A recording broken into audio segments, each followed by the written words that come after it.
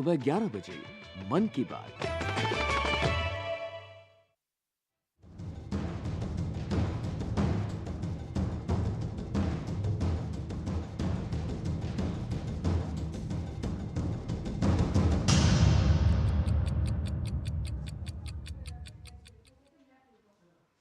नमस्कार, बहुत बहुत स्वागत है आप सभी का डीडी न्यूज के इस खास कार्यक्रम इस वक्त में। मैं हूं निखिल सिंह और क्या है इस वक्त की बड़ी खबरें जिनके बारे में विस्तार से जानने समझने को लेकर आपके मन में जिज्ञासा है।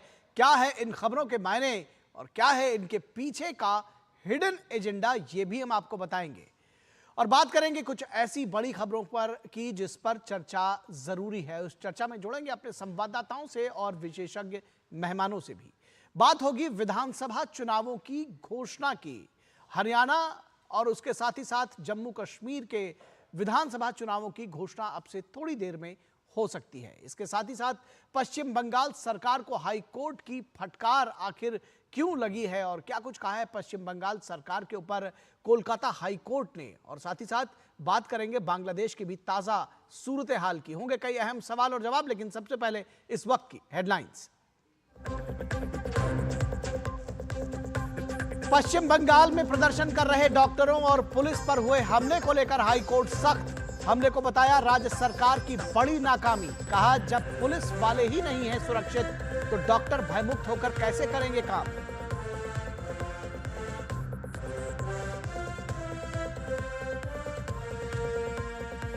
पश्चिम बंगाल की घटना को लेकर देश भर के डॉक्टरों में आक्रोश।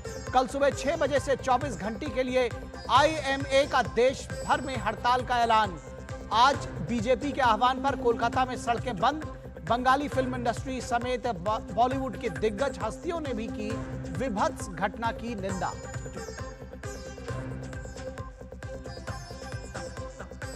इसरो ने फिर रचा इतिहास। सफलतापूर्वक लॉन्च हुआ रॉकेट SSLV D3 और सैटेलाइट EOS 08। आपदा प्रबंधन, पर्यावरण निगरानी और सुरक्षा में मिलेगी मदद।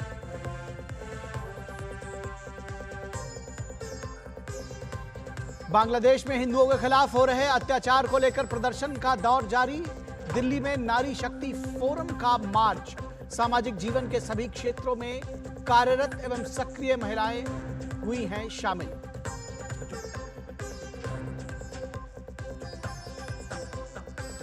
कम से कम 2 राज्यों के विधानसभा चुनाव की आज हो सकती है घोषणा। चुनाव आयोग की दोपहर 3 बजे से प्रेस कॉन्फ्रेंस। घोषणा से पहले जम्मू कश्मीर में बड़े पैमाने पर प्रशासनिक फेरबदल।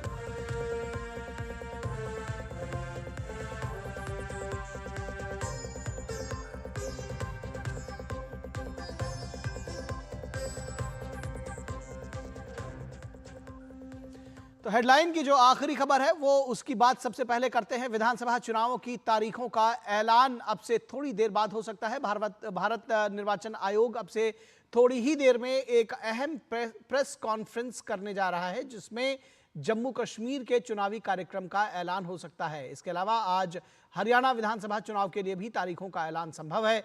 अनुच्छेद 370 हटने के बाद पहली बार जम्मू कश्मीर में विधानसभा चुनाव होंगे। हाल ही में मुख्य चुनाव आयुक्त राजीव कुमार की अगुवाई में चुनाव आयोग की टीम ने जम्मू कश्मीर और हरियाणा का दौरा किया था और सभी संबंधित पक्षों से मुलाकात की थी। इसी साल झारखंड और महाराष्ट्र में भी चुनाव होने हैं। जम्मू कश्मीर में विधानसभा चुनाव का इंतजार है। सुप्रीम कोर्ट के निर्देश के अनुसार 30 सितंबर से पहले चुनाव होने हैं। अनुच्छेद 370 हटने के बाद जम्मू कश्मीर विधानसभा के चुनाव पहली बार होंगे, तो इसलिए यह बेहद महत्वपूर्ण है। परिसीमन के बाद जम्मू कश्मीर विधानसभा में 90 सीटें हैं। 74 सीटें सामान्य हैं, जबकि SC के लिए 9 और ST के लिए 7 सीटें सुरक्षित हैं। 2019 से पहले जम्मू कश्मीर विधानसभा में 87 सीटें थीं। 2019 में पुनर्गठन के बाद लद्दाख अलग होकर केंद्र शासित प्रदेश बना है। पहली बार 2014 में हुए थे, माफ कीजिएगा, पिछली बार दरअसल 2014 में हुए थे जम्मू कश्मीर में विधानसभा के चुनाव और इस बार उसका इंतजार किया जा रहा था। लोकसभा चुनाव में जम्मू कश्मीर में भारी मतदान हुआ था। उत्साहित मतदाताओं ने सूबे में 58.58% मतदान किया था। तो जम्मू कश्मीर के लिहाज से आप समझ सकते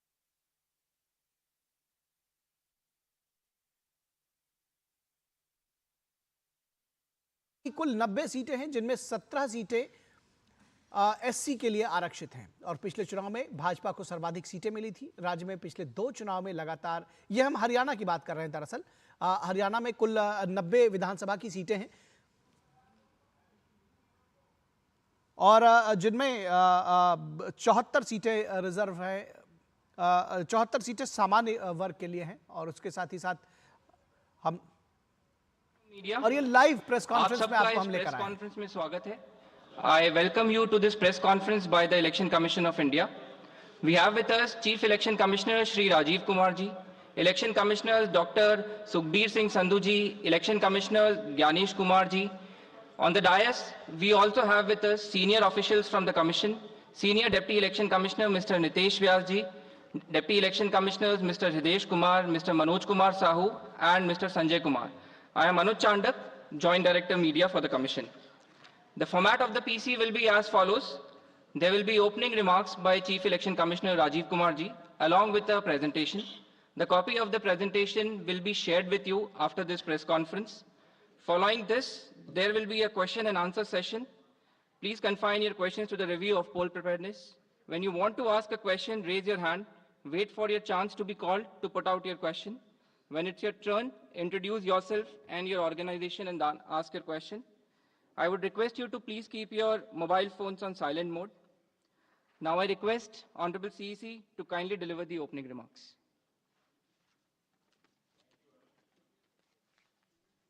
माननीय निर्वाचन आयुक्त Shri Gyanesh Kumar ji on my right, doctor Sukhbir Singh Sandhu ji निर्वाचन आयुक्त ऑन माय लेफ्ट, आयोग के वरिष्ठ अधिकारीगण और मीडिया के सहकर्मियों, आप सभी का इस प्रेस वार्ता में स्वागत है। 2024 के लोकसभा चुनाव के बाद वो जो पड़ाव निकला, अब दूसरे पड़ाव पर आपसे आज मुलाकात हो रही है। और जैसे मैंने पहले कहा था कि 3 gentlemans are yet back again. Lok Sabha चुनाव 2024 जैसे आपको विदित है, विश्व स्तर की सबसे बड़ी चुनावी प्रक्रिया थी। सफलतापूर्वक और शांतिपूर्ण तरीके से संपन्न हुई। उसने पूरे डेमोक्रेटिक वर्ल्ड के लिए बहुत स्ट्रांगली डेमोक्रेटिक सरप्लसेस क्रिएट किए, बिना किसी वायलेंस के पीसफुल हुई और देश भर ने चुनाव का पर्व मनाया। हमने बहुत सारे रिकॉर्ड्स भी बनाए। पहली बार मैक्सिमम वर्ल्ड में पोलिंग हुई, मेल फीमेल टोटल। मतदाताओं की लंबी लंबी कतारें, बुजुर्गों की भागीदारी, youth, zero polls, massive seizures और फेस्टिव माहौल हमने देखा। बहुत सारे युवा साथियों ने हमारे साथ मिलके हमारे इलेक्शन एम्बेसडर्स के रूप में काम किया और लोकतंत्र का एक बिल्कुल जीवित उदाहरण देश ने देखा। गांव में, देहात में, east west north south central LWE areas, J&K, deserts, everywhere जो तस्वीरें दुनिया को भारत ने दिखाई वो सभी को चकित करने वाली थीं। इससे देश में नहीं बल्कि पूरी दुनिया में एक स्ट्रांग मैसेज गया और जो चमक हमने देखी उस समय, वो चमक बहुत दिन तक दिखाई देती रहेगी। जब जब विश्व में चुनाव होंगे, कहीं भी किसी भी देश में हो, आपको निश्चित रूप से अपने चुनावों की तुलनात्मक याद आती रहेगी। ऐसा हमारा विश्वास है और वो हमें अपनी ताकत का एहसास दिलाता रहेगा।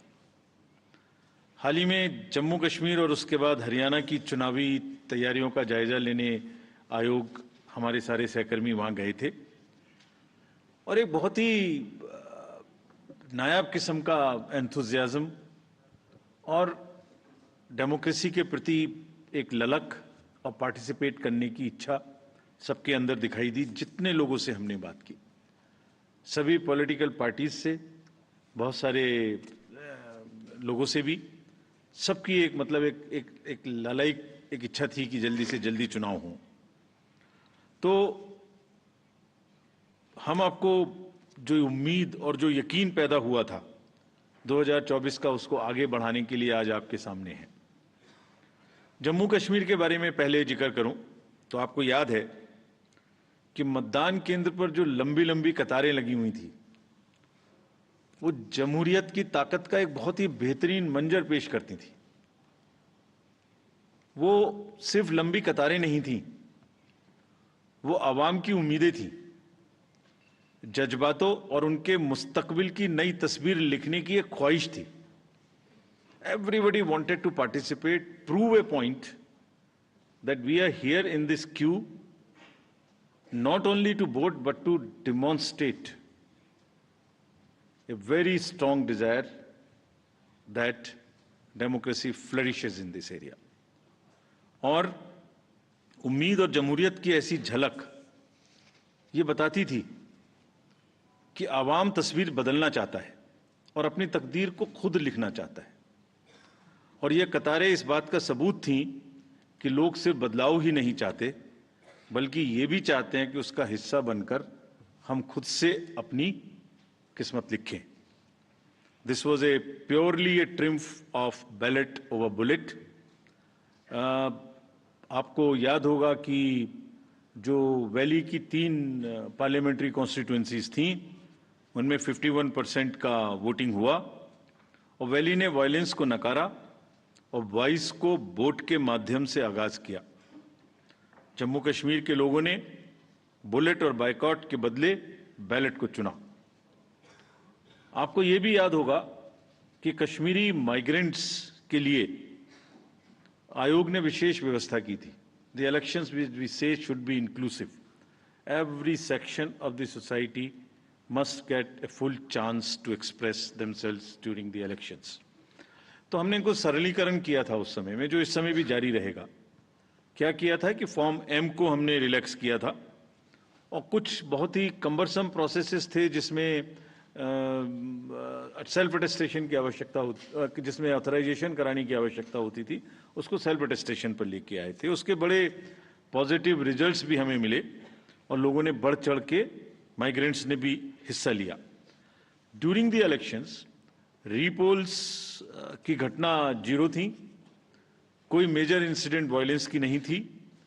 और आपको ये भी याद होगा जैसे पूरी कंट्री में अभियान चला के सीजर्स के बारे में व्यवस्था की गई थी ताकि कोई इंड्यूसमेंट फ्री इलेक्शन हो सके। JNK में भी क्लोज टू 100 करोड़ का सीजर हुआ था। और इस बार भी हम बहुत स्ट्रॉन्ग कह के आए हैं कि किसी को भी इंड्यूसमेंट करने देने की छूट नहीं देनी चाहिए। I will explain to you in detail later. So if we now come to the JNK first, there are total 90 assembly constituencies, of which 74 are general, SC are 7 and SC are 6, ST are 9 and SC constituencies are 7. ये delimitation के बाद reservations जो provide किए गए उनकी कहानी है। अगर इलेक्टर्स के डाटा के बारे में बात करें तो JNK में टोटल 87.09 लाख इलेक्टर्स होंगे, जिसमें लगभग ऑलमोस्ट इक्वल 44.46 लाख मेल और 42.62 लाख फीमेल वोटर्स होंगे।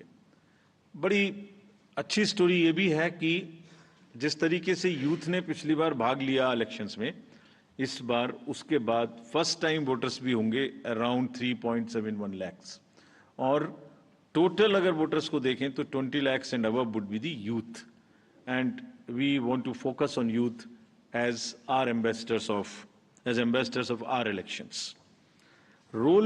इलेक्टरल रोल बनने की प्रक्रिया चालू है और काफी समय से आयोग ये बात की तैयारी कर रहा था कि जैसे ही मौसम थोड़ा ठीक हो, जैसे ही अमरनाथ जी यात्रा खत्म हो, तो आप देखेंगे कोइंसिडेंस नहीं है, 19 अगस्त को अमरनाथ जी यात्रा खत्म होगी और 20 अगस्त को फाइनल रोल भी पब्लिश हो जाएगा।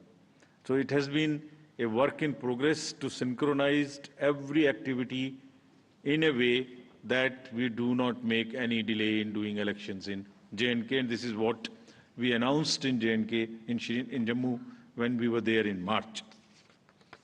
ये पब्लिकेशन 20 को हो जाएगा। सभी पॉलिटिकल पार्टीज को इसकी कॉपी इलेक्टरल रोल की उपलब्ध कराई जाएगी। अगर पोलिंग स्टेशंस के बारे में देखें तो टोटल पोलिंग स्टेशंस J&K में 11,838 होंगे, जिसमें लोकेशंस होंगी, जिसमें एक जगह पर 2 या 3 भी बूथ हो सकते हैं। तो टोटल लोकेशंस वुड बी 9,169, जिसमें अर्बन एरिया में अराउंड 2,300 और लोकल रूरल एरिया में अराउंड 9,500 बूथ्स होंगे।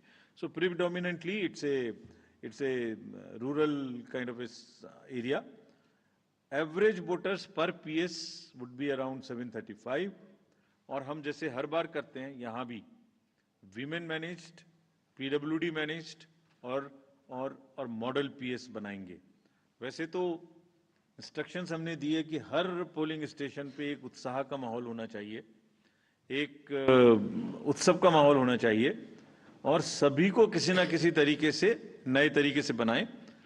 लेकिन खास तौर से जो मॉडल पोलिंग स्टेशन हैं वो करीब करीब 360 होंगे। आपको एक तस्वीर दिखाते हैं कि कुछ पोलिंग स्टेशंस वहाँ किस प्रकार के हैं, नायाब हैं। जैसे अगर आप देखें तो कोराबल पोलिंग स्टेशन है, 100% ST population, strategically located at the border, and you will believe the turnout in parliamentary constituency 80%. So बिल्कुल सरहद पर हैं और 80% पॉपुलेशन है। ऐसी अगर देखेंगे just a few glimpses, otherwise her polling station अपने आप में एक तस्वीर बयां करता है। जब चुनाव होंगे तो आपको दिखाएंगे। हमने वेबसाइट पे पिछली बार भी किया था, इस बार भी करेंगे कि आपको लाइव फोटोज गैलरी HD में हम आपको लोड करेंगे। वहां पर आप जब चाहें जब उस स्टॉक को देख सकते हैं, यूज कर सकते हैं, एंजॉय कर सकते हैं।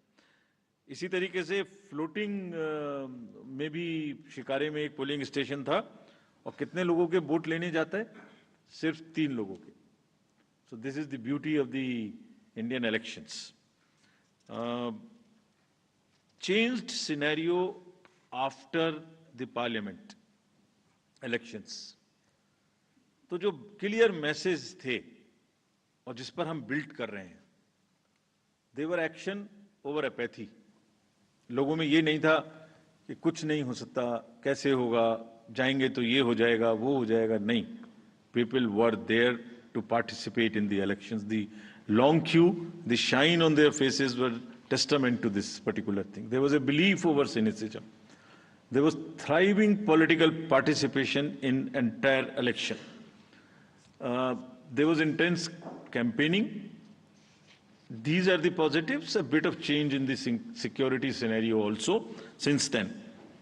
So what do we want? We want that the layers of democracy are strengthened in J&K. What does that mean actually? ये मतदाता बढ़ गए, ये एक एस्पेक्ट है।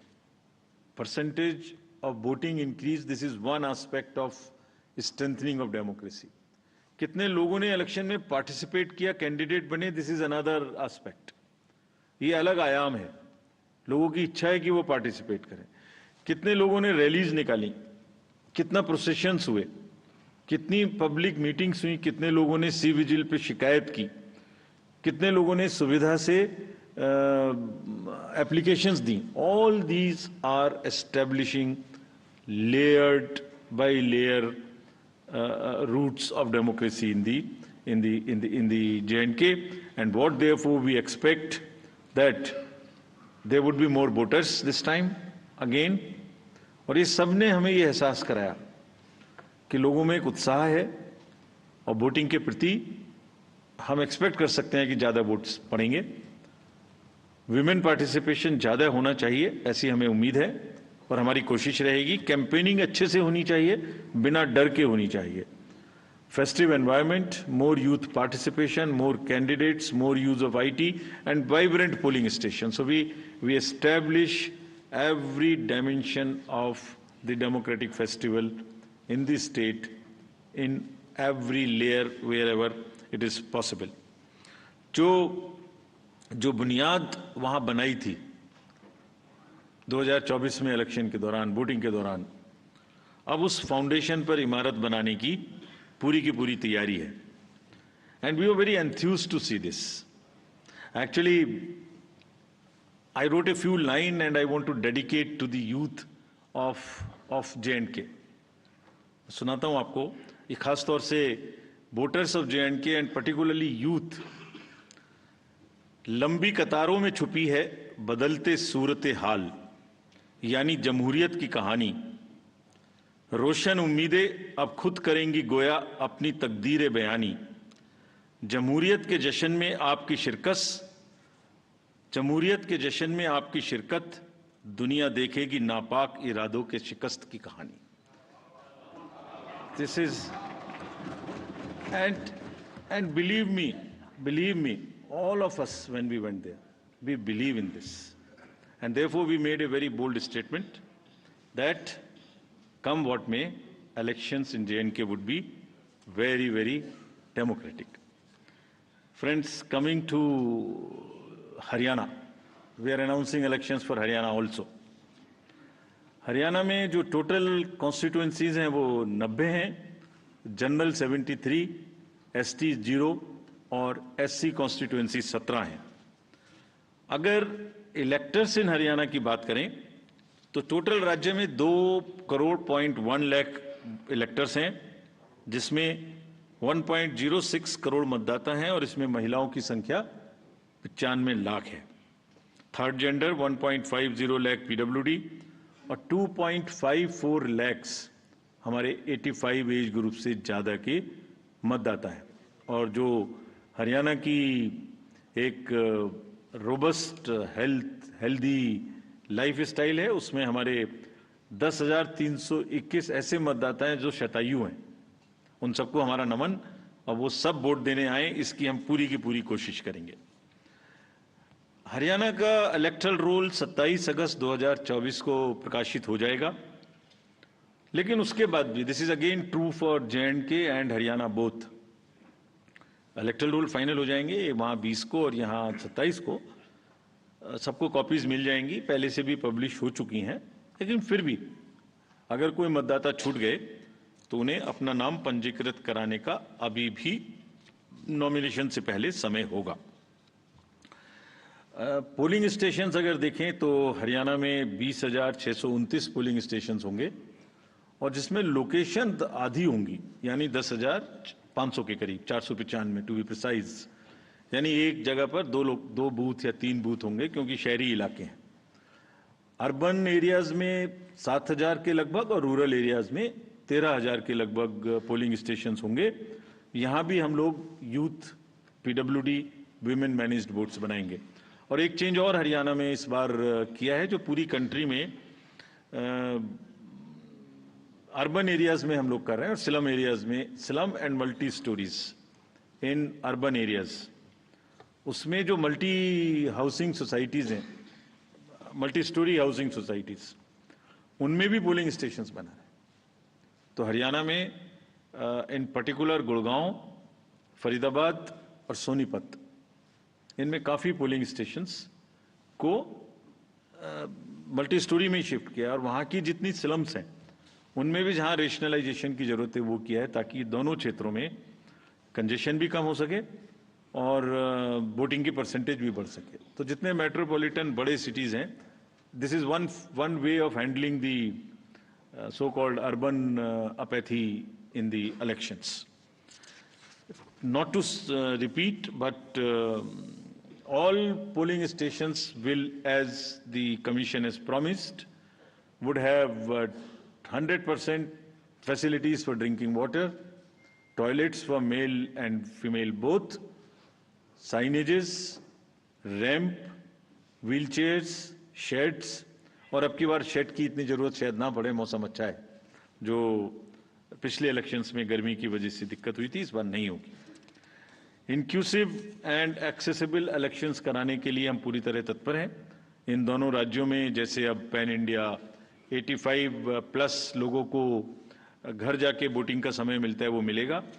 और फिर से एक बार और दोबारा कुछ लोगों ने ये पूछा था वहाँ पर कि जब भी 85+ की घर पे वोटिंग होती है तो पॉलिटिकल पार्टीज के एजेंट्स उनके साथ जा सकते हैं, so that they can see for themselves there is no manipulation at all. और उसकी वीडियोग्राफी भी होती रहेगी.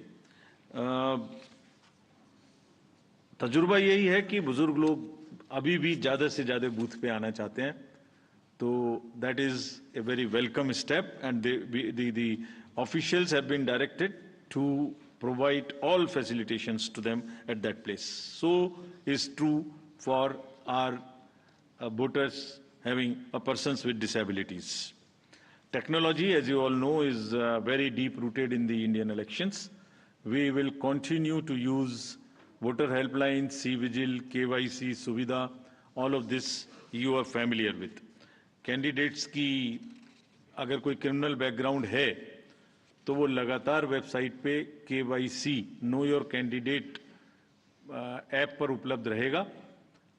कोई भी देख सकते हैं कि उनकी कोई गतिविधि पास्ट में क्रिमिनल बैकग्राउंड की तो नहीं रही है। सभी enforcement agencies, central and states, again as you know that during parliamentary elections we had a seizure of close to 10,000 crores and especially more so of drugs, liquor. That same rigor, rather with the renewed emphasis, will continue. And जिस दिन हम J&K गए थे उस दिन सबसे बात की, सबको थोड़ा ताकीद किया और उसी दिन एक बड़ा सीजर भी हुआ हमारे सामने ही. So that process will continue. The menace of drugs in either of these two states, J&K and Haryana, would be severely dealt with, and similarly the liquor. सभी पोलिंग स्टेशंस पे इस बार हमने 100% CCTV की व्यवस्था की है और दोनों जगह में डिस्ट्रिक्ट मजिस्ट्रेट्स और फील्ड फंक्शनरीज को दोनों जगह में again very strict instructions have been given that उनको खाली निष्पक्ष रहना है, लेवल प्लेइंग फील्ड इंश्योर करनी है. किसी के भी क्षेत्र से अगर इस प्रकार की शिकायत आती है कि वो कोई पक्षपातपूर्ण रवैया कर रहे हैं तो commission will be extremely strict with absolutely no nonsense approach in these cases. Observers also, again, we will be emphasizing कि वो अपनी रहने की जगह, अपना फ़ोन नंबर न्यूज़पेपर्स में पब्लिसाइज करें और कम से कम 1-2 घंटा एक दिन जरूर एक निर्धारित जगह पे बैठें ताकि कोई भी आके उनसे कुछ कह सके. Fake media, fake news and social media, you are all aware. We are also aware. Now we are far more equipped to handle. सबको ताकीद दी गई है कि वो खास तौर से करें. J&K में सभी पार्टीज ने एक और स्पेशल रिक्वेस्ट की थी कि उनके जो कैंडिडेट्स हैं और जो पार्टी के ऑफिस बेरर्स हैं उनकी सिक्योरिटी सबको बराबर बराबर से मैच करके मिले. ऐसा नहीं कि किसी को ज़्यादा किसी को कम मिले. तो ये भी स्पष्ट इंस्ट्रक्शन वहाँ दी गई हैं. And we will ensure that all candidates get due security. What is intended is that the participation should increase in terms of the contesting candidates, in terms of the campaigning, in terms of participation, in terms of sweep activities, more of shikaras, more of cycles, more of rallies, and we will provide sufficient security to the candidates. To sum up, we are on a very happy note and a very, what should I say, after long gap, the elections are due and going to be held in J&K and in time in Haryana. और एक अच्छी चीज़ है इस बार इस समय में, अगर जम्मू कश्मीर में देखें तो फेस्टिवल का भी सीजन है, एप्पल का भी सीजन है, जैस्मीन का भी सीजन है, सेफ्रॉन का भी सीजन है, शिकारा भी है, ट्यूलिप भी है और गुरेज फेस्टिवल भी इसी समय में है. तो सभी चीज़ें एक साथ कायनात ने इकट्ठी की हैं. उसमें जमहूरियत की उत्सव भी एक ही साथ है. और Haryana, as you all know, is a land of athletes. All the athletes and sports persons have done proud to the nation in Olympics. और almost it's a national pride, it's a symbol of national pride. Surajkund का मेला भी है, पिंजौर का heritage festival भी है और beautiful राग and रागनी भी हैं हरियाणा में, जिनका डेमोक्रेटिक फेस्टिवल में, लोकतंत्र के चुनाव में जम के यूज होगा, ऐसी हमारी उम्मीद है। We made a promise to you that on 3rd of June, when we said we learned two things. So we made a promise that we will keep the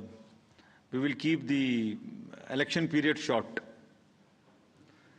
So in true spirit of keeping that promise, now we present the shorter electioneering period and in the best possible and conducive environment. Elections in J&K will be held in 3 phases. So this is a shorter period.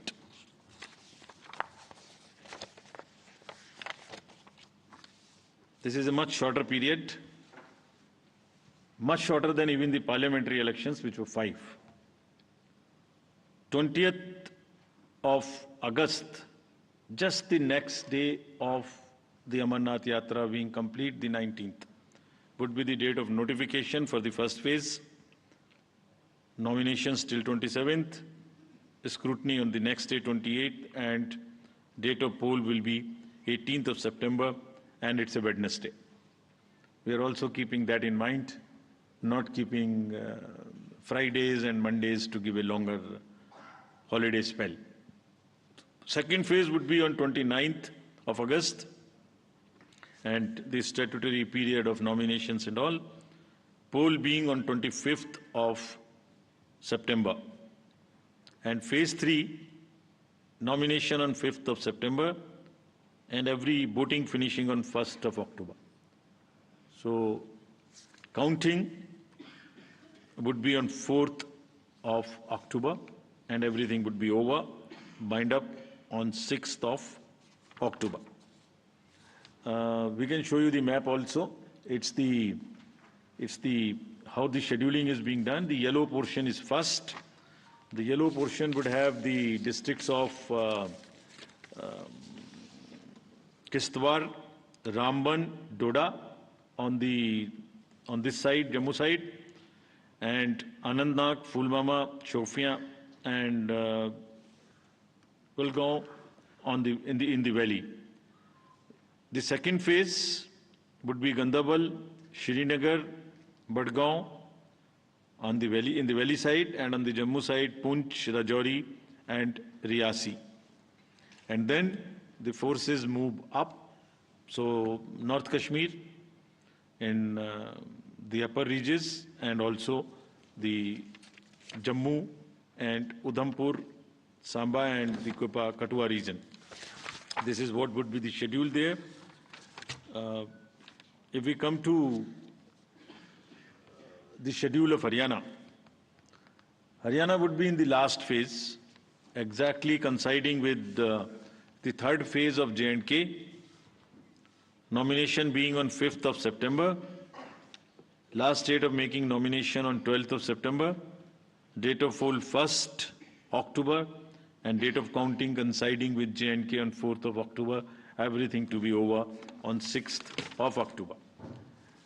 So friends, and through you, we appeal to all the voters of Haryana and J&K to participate in largest possible number in the festival of democracy. Thank you. Thank you. Thank you, sir, for the very comprehensive briefing. Now we will have the round of questions. I would request every one of you to please raise your hand, whoever wishes to ask a question. The mic. We will. Excuse me. तो आप देख रहे थे सीधा press conference चुनाव आयोग का, और चुनाव आयोग ने तारीखों का ऐलान कर दिया है और 4 अक्टूबर को जम्मू कश्मीर विधानसभा की मतगणना होगी। दरअसल हरियाणा में 1 अक्टूबर को वोट डाले जाएंगे और 4 अक्टूबर को मतगणना होगी। इस पूरी खबर पर हम बातचीत करेंगे और जानकारी लेंगे कि किस तरह से ये जो चुनाव है वो कैसे चलेंगे और क्या कुछ होगा कि जो चुनाव की तारीखें हैं वो किस तरह से आगे बढ़ेंगी। और इसके साथ ही साथ विधानसभा चुनावों को लेकर के, चाहे वो जम्मू कश्मीर की बात हो या फिर हरियाणा की बात हो, वहाँ पर किस तरह से तैयारियां चल रही हैं, ये इसकी भी बात कही जाएगी। चुनाव आयोग की जो प्रेस कॉन्फ्रेंस थी उसमें साफ तौर पर कहा गया कि जम्मू कश्मीर में जो आवाम है वो इस तस्वीर को बदलना चाहती है, और यही वजह है कि जो लोकसभा के चुनाव थे उस पर देखा गया कि किस तरह से बड़ी संख्या में मतदाता खुल करके सामने आया और उन्होंने बड़ी संख्या में मतदान किया। और जम्मू कश्मीर को लेकर के ये कहा गया है कि सारी तैयारियां जो है चाक चौबंद पूरी कर ली गई हैं। 20 तारीख को जो फाइनल मतदाता सूची है वो पब्लिश कर दी जाएगी। इसी तरह से हरियाणा में 27 अगस्त को जो मतदाता सूची है वो पब्लिश कर दी जाएगी। और इसके साथ ही साथ कुल मिलाकर ये देखा जाएगा कि सभी पार्टियों को, सभी जो चुनाव लड़ने वाले प्रत्याशी हैं उन सबको लेवल प्लेइंग फील्ड मिले। इसके साथ ही साथ इस बात की कोशिश होगी कि ज़्यादातर जगहों पर, खासतौर पर हरियाणा में जो गुड़गांव, फरीदाबाद, सोनीपत जैसे जो इलाके हैं जहां पर मल्टी स्टोरी बिल्डिंग्स हैं, वहां पर उसके आसपास ही मतदान केंद्र बनाए जाएंगे। और इस तरह के और भी बहुत सारे इंतजाम किए जाएंगे कि जो मतदान है वो ज़्यादा से ज़्यादा बढ़ सके। तो हरियाणा में एक ही चरण में 1 अक्टूबर को मतदान होगा, और इसके साथ ही जम्मू कश्मीर में 3 चरणों में मतदान होगा। इस पूरी खबर पर हम बातचीत करेंगे। हमारे साथ हमारे संवाददाता जुड़ेंगे ऋषि कुमार, और उनके साथ ही साथ जम्मू से, श्रीनगर से और चंडीगढ़ से भी हमारे संवाददाता जुड़ेंगे, और हम ये जानने की कोशिश करेंगे कि किस तरह से ये जो पूरा चुनाव की तैयारियां हैं वो कैसे रहेंगी। और इसके साथ ही साथ अब जो सियासी हलचल है दरअसल इन दोनों राज्यों में, वहाँ पर जम्मू कश्मीर में और उसके साथ ही साथ हरियाणा में वो तेज़ हो जाएगी। और उसके क्योंकि जम्मू कश्मीर में धारा 370 अनुच्छेद 370 दरअसल हटने के बाद से वहाँ पर बहुत लंबे वक्त से इस बात का इंतज़ार किया जा रहा था कि कब वहाँ पर चुनाव होंगे। और अब जब विधानसभा के चुनाव होने जा रहे हैं, उसका ऐलान किया जा चुका है, तो ऐसे में जो चुनाव की तैयारियां हैं वो बेहद वृहद होंगी। और इस पूरी खबर पर बातचीत करने के लिए पहले हरियाणा का रुख करेंगे। हमारे साथ आकांक्षा सक्सेना हमारी संवाददाता जुड़ी हुई हैं इस वक्त चंडीगढ़ से, उनसे बात करेंगे। आकांक्षा, किस तरह से चुनावों की अब का ऐलान हो गया है, क्या कुछ देख रही हैं? किस तरह से जो राजनीतिक दल हैं दरअसल वो उनकी तैयारियां तो पहले ही शुरू हो गई थी, किस तरह से देख रही हैं इस पूरे इलेक्शंस को, आने वाले इलेक्शंस को? जी निखिल, 1 अक्टूबर को जो है इलेक्शंस होने वाले हैं हरियाणा में। और अगर देखा जाए तो हरियाणा में जो सरगर्मी थी, राजनीतिक सरगर्मी जो है वो पिछले कुछ महीनों से देखने में मिल रही है। जिस तरीके से आपने देखा था कि जेजेपी के साथ जो है बीजेपी का अलायंस था, और एकाएक जो है अलायंस खत्म कर दिया गया था लोकसभा इलेक्शन से पहले, तो उसके बाद सारी नजरें जो है विधानसभा चुनाव पर ही थी। और इससे पहले भी बहुत सारे चुनाव, सारे के सारे राजनीतिक दल जो हैं वो काफ़ी सक्रिय नज़र आ रहे थे। जिस तरीके से हमने देखा था कि पिछली बारी BJP, Indian National, JJP, INLD, communist party जो है वो ठीक कर रहे थे इलेक्शंस की तैयारी, तो इस बार भी जो है ज़्यादा मुकाबला जो है इन्हीं पार्टीज के बीच में देखने को मिलेगा निखिल जी। अगर बात बीजेपी के करें, पिछली 2 बार से सत्ता हासिल करने में वो सफल रही है। इस बार से विशेष रणनीति किस तरह से आप देख रही हैं? मुख्यमंत्री बदल चुके हैं, नए मुख्यमंत्री के साथ में चुनाव में जाएगी बीजेपी, किस तरह से देखती है? क्या कुछ तैयारियां, और सीधा मुकाबला अगर देखा जाए तो किस तरह से देख रहे हैं? कांग्रेस की क्या कुछ तैयारियां हैं? और उसके साथ ही साथ आम आदमी पार्टी की बात हो या जिसको कहना चाहिए कि बहुत सारे दल ऐसे भी हैं जो अपनी वहां पर एंट्री लेने की कोशिश भी कर रहे हैं, तो ये सारे समीकरण हम आपसे समझना चाहेंगे। जी निखिल, अगर देखा जाए तो पिछली बारी की अगर हम बात करें तो बीजेपी ने कुछ 40 सीटें जीती थी, और कांग्रेस ने जो है 31 सीटें जीती थी, और जेजेपी के पास 10 सीटें आई थी, और हरियाणा लोकहित पार्टी ने 1 ही सीट जीती थी। तो उसके बाद जो है बीजेपी और जेजेपी का अलायंस हुआ था, जिसके बाद जो है हरियाणा में सरकार बनाई गई थी अलायंस के साथ। और उसके बाद ये अलायंस जो है लोकसभा चुनाव से पहले ही जो है तोड़ दिया गया था, और उसके बाद इस बारी सारी ही पॉलिटिकल पार्टीज जो हैं, जो पिछली बार भी फ्रेम में थी, इस बार भी जो है वो कोई अलायंस में नहीं आ रही है, सब इंडिविजुअल लड़ना चाह रहे हैं। और इस बार भी हम देखेंगे जो कड़ा मुकाबला है वो बीजेपी और कांग्रेस के बीच में है, अगर हरियाणा में हम देखें। पर कुछ एक पार्टीज हैं जैसे कि जेजेपी और इंडियन नेशनल लोकदल, वो भी इस बारी जो है अपने चुनावी मैदान में उतर रहे हैं। आम आदमी पार्टी की बात करें तो लोकसभा में अलायंस के साथ कांग्रेस के साथ वो लोग आए थे, पर इस बारी इलेक्शंस में, विधानसभा के इलेक्शंस में निखिल ये नहीं देखने को मिल रहा, कोई अलायंस नहीं है आम आदमी पार्टी का भी।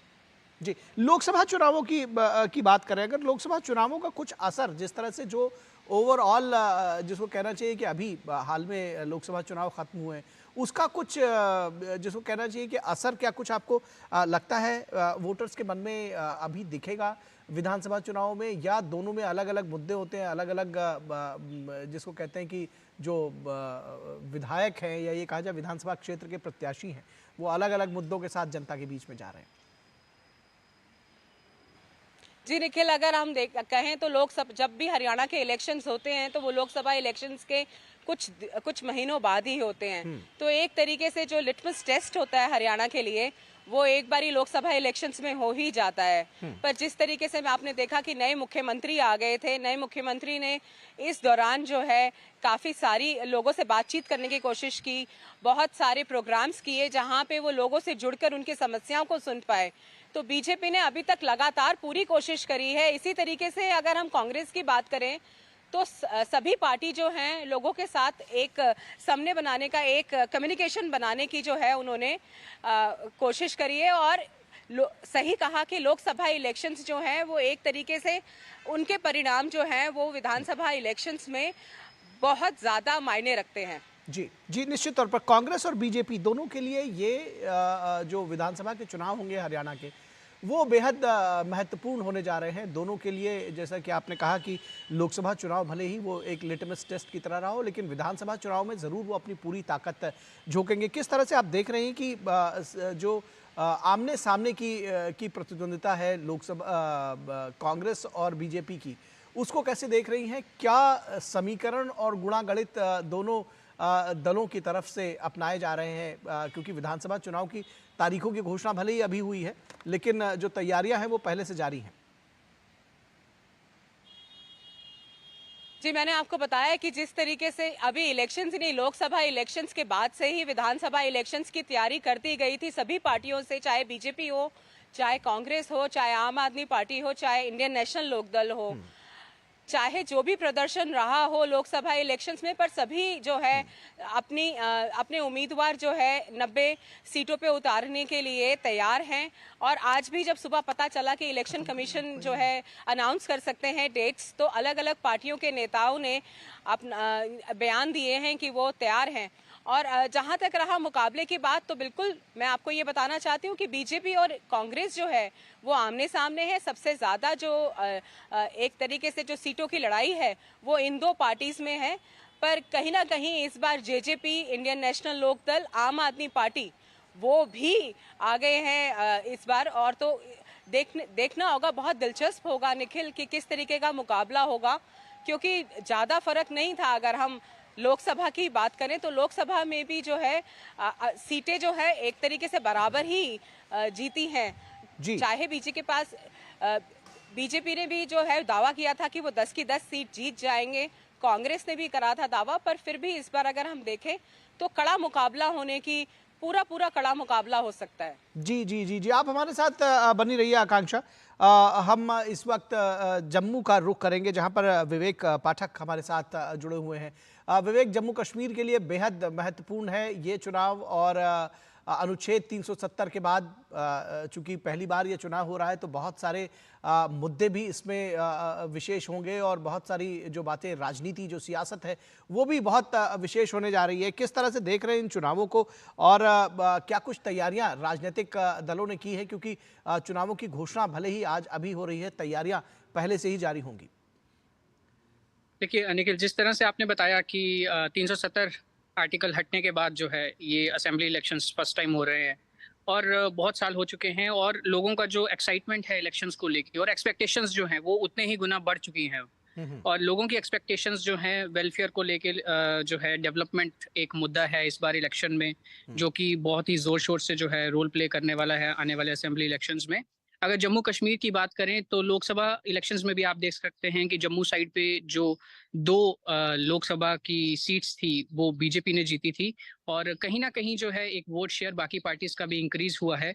और देख एक्सपेक्ट कर सकते हैं कि आने वाले जो असेंबली इलेक्शंस हैं यहाँ पे जम्मू में, उसमें बहुत ही कड़ा एक कंपटीशन जो है देखा जाएगा। और लोगों की बात करें तो लोग बहुत ही ज्यादा उत्साहित हैं। और आज इलेक्शन कमीशन की जो प्रेस कॉन्फ्रेंस हुई है, इवन उससे पहले जो है लोगों में जो उत्सुकता थी बहुत ज्यादा थी कि इलेक्शंस जो है अनाउंस होने वाले हैं आज। और इसके बाद अनाउंसमेंट के बाद जो है लोग एक्सपेक्ट कर रहे हैं कि जो डेवलपमेंटल ट्रेजेक्टरी एक चली आ रही है पिछले कुछ सालों से वो वैसे ही कंटिन्यू करेगी, और लोगों का मेन मुद्दा डेवलपमेंट को लेके है। जी, निश्चित तौर पर हम लोगों का रिएक्शंस आपसे जानना चाह रहे हैं। जैसा कि आपने कहा कि जो इलेक्शन कमीशन की प्रेस कॉन्फ्रेंस थी उसके विषय में ही पहले से ही लोगों में एक उत्साह का माहौल था, क्योंकि ये तो तय ही हो गया था कि इलेक्शन कमीशन की प्रेस कॉन्फ्रेंस के साथ ही डेट्स का ऐलान हो जाएगा। आपसे समझना चाहेंगे किस तरह के मुद्दों के साथ में चुनाव ये होने जा रहे हैं, क्योंकि ये कहा जा रहा है कि ये चुनाव थोड़े डिफरेंट हो गए। हर चुनाव दूसरे चुनाव से डिफरेंट होता है, और जम्मू कश्मीर के लिए जब 2014 में पिछला विधानसभा चुनाव हुआ था और अब जब 2024 में ये होने जा रहा है, किस तरह से देखते हैं? क्योंकि राजनीतिक दल और परिसीमन के बाद तो इसका थोड़ा महत्व और जो ओवरऑल जो चेंजेस हैं वो साफ तौर पर देखे जाएंगे। देखिए, जम्मू कश्मीर के इलेक्शंस मैं कहूंगा कि हमेशा से एक स्पेशल इलेक्शंस जो है माने गए हैं, क्योंकि जब तक आर्टिकल 370 जो था वो यहाँ पे लगता था, एप्लीकेबल था, तब तक कहीं ना कहीं एक तरह का डिफरेंशिएशन रहता था बाकी स्टेट्स के बीच में और जम्मू कश्मीर के बीच में। लेकिन जब से 370 जो आर्टिकल है वो हटा है, तब से जो है एक डेवलपमेंट का हम बोलें कि एक जो है सीरीज ऑफ डेवलपमेंटल प्रोग्राम्स जो हैं यहाँ पे ग्राउंड पे लाए गए और बहुत सारे लोगों को उससे फायदा हुआ। जो हम बात करते हैं कि पहले बुलेट की बात होती थी, अब बुलेट की बात नहीं होती है, अब डेवलपमेंट की बात होती है, अब बैलेट की बात होती है। तो कहीं ना कहीं जम्मू कश्मीर के जो इलेक्शंस हैं वो बाकी जो स्टेट्स हैं, बाकी राज्य हैं, उनसे कहीं ना कहीं अलग रहेंगे। और यहाँ पे जो लोगों की उत्सुकता होगी और लोगों की जो एक्सपेक्टेशंस होंगी और यहाँ पे जो लोगों के पॉइंट्स रहेंगे कि वो किस किस बेसिस पे जो है वोट करेंगे, वो डिफरेंट होने वाले हैं, जिसमें डेवलपमेंट रहेगा, इंक्रीज्ड टूरिज्म रहेगा, और जितनी भी योजनाएं जो हैं वो कितनी एप्लीकेबल हुई हैं, उनका क्या इफेक्ट पड़ा है लोगों के ऊपर, लोगों को कितना उससे फायदा हुआ है, ये सारे फैक्टर्स कहीं ना कहीं एक मेजर रोल प्ले करेंगे आने वाले असेंबली इलेक्शंस में। एक बात और समझना चाहेंगे, परिसीमन के बाद ये चुनाव हो रहे हैं, 87 सीटें थी पहले, अब 90 हो गई हैं। किस तरह से कोई फोकस आपको शिफ्ट होता हुआ दिख रहा है? किस तरह से ये जो परिसीमन का जो ओवरऑल असर है वो कैसे देख रहे हैं इन चुनावों पे? देखिए, असेंबली इलेक्शंस में जो सीट्स हैं वो इंक्रीज हुई हैं पहले में, और कहीं ना कहीं जो है जो कम्युनिटीज़ हैं, गुजर बकरवाल कम्युनिटीज़, उनको रिजर्वेशन भी दिया गया है। तो कहीं ना कहीं ये सारे फैक्टर्स जो हैं लोगों में काफ़ी अप्रिशिएट किए गए हैं। कुछ स्टेप्स जैसे रिसेंटली जो है अनंतनाग राजौरी जो कॉन्स्टिट्यूंसीज थी, उन एरियाज़ में जो गुजर बकरवाल कम्युनिटी के लोग हैं उनको जो है रिजर्वेशन अब दी गई है। तो कहीं ना कहीं ये फैक्टर्स जो हैं आने वाले जो अपकमिंग असेंबली इलेक्शंस हैं उसमें एक मेजर रोल प्ले करने वाले हैं।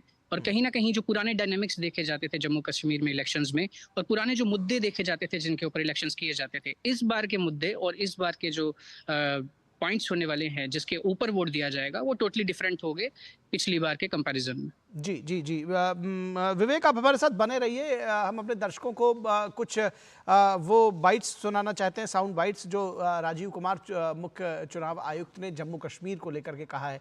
आइए आपको सुनाते हैं। Elections in J&K will be held in 3 phases. 20th of August, just the next day of the Amarnath Yatra being complete, the 19th, would be the date of notification for the first phase. Nominations till 27th, scrutiny on the next day 28th, and date of poll will be 18th of September, and it's a Wednesday. Second phase would be on 29th of August, and the statutory period of nominations and all. Poll being on 25th of September. And phase 3, nomination on 5th of September, and every voting finishing on 1st of October. So, counting would be on 4th of October, and everything would be over, bind up on 6th of October. J&K में total 87.09 lakh electors होंगे, जिसमें लगभग almost equal 44.46 lakh mail और 42.62 lakh female voters होंगे। बड़ी अच्छी story ये भी है कि जिस तरीके से यूथ ने पिछली बार भाग लिया इलेक्शंस में, इस बार उसके बाद फर्स्ट टाइम वोटर्स भी होंगे अराउंड 3.71 लाख, और टोटल अगर वोटर्स को देखें तो 20 lakhs and above would be the youth, and we want to focus on youth as ambassadors of our elections.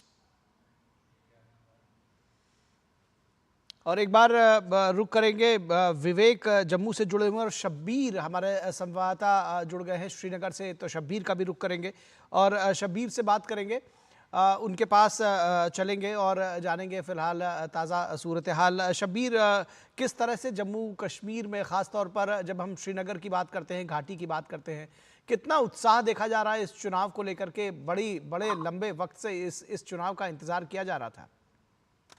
जी बिल्कुल, यहाँ पे लोग जो है इस इलेक्शन को, आज की जो अनाउंसमेंट थी, इसके लिए काफ़ी बेचैनी से इंतजार कर रहे थे, क्योंकि काफ़ी सालों के बाद यहाँ पे जो है असेंबली के इलेक्शन हो रहे हैं, और लोगों को जो भी हमने देखा कि पार्लियामेंट इलेक्शन में लोगों का जो उत्साह था, जो लोगों ने जिस तरीके से डेमोक्रेटिक प्रोसेस में अपनी हिस्सेदारी बनाई, वही जज्बा लोगों में है, और असेंबली के इलेक्शन के लिए वो बड़े उत्साह थे, बड़े वो एंग्शियस थे, बड़े वेट कर रहे थे इन इलेक्शन के लिए। अब ये जो अनाउंसमेंट हुई है, वो लोगों में काफ़ी खुशी का माहौल हमने देखा। हमने काफ़ी लोगों से बात की है, बिल्कुल पॉलिटिकल पार्टीज और आम लोगों में एक साथ वो इस इलेक्शन को वेलकम कर रहे हैं, और बड़ा उत्साह है, बड़ा खुशी का माहौल कश्मीर में। जैसे यहाँ फेस्टिवल, जैसा चीफ इलेक्शन कमीशन ने भी कहा है कि कश्मीर में फेस्टिवल का माहौल है, और डेमोक्रेसी का जो फेस्टिवल होगा यहाँ पे, इसके लिए लोगों में बड़ी उम्मीद थी, और इस अनाउंसमेंट से यहाँ पे लोगों में बड़ी खुशी का जो उनका जज्बा है वो पाया रहा है, और लोग बड़े इसको वेलकम डिसीजन इस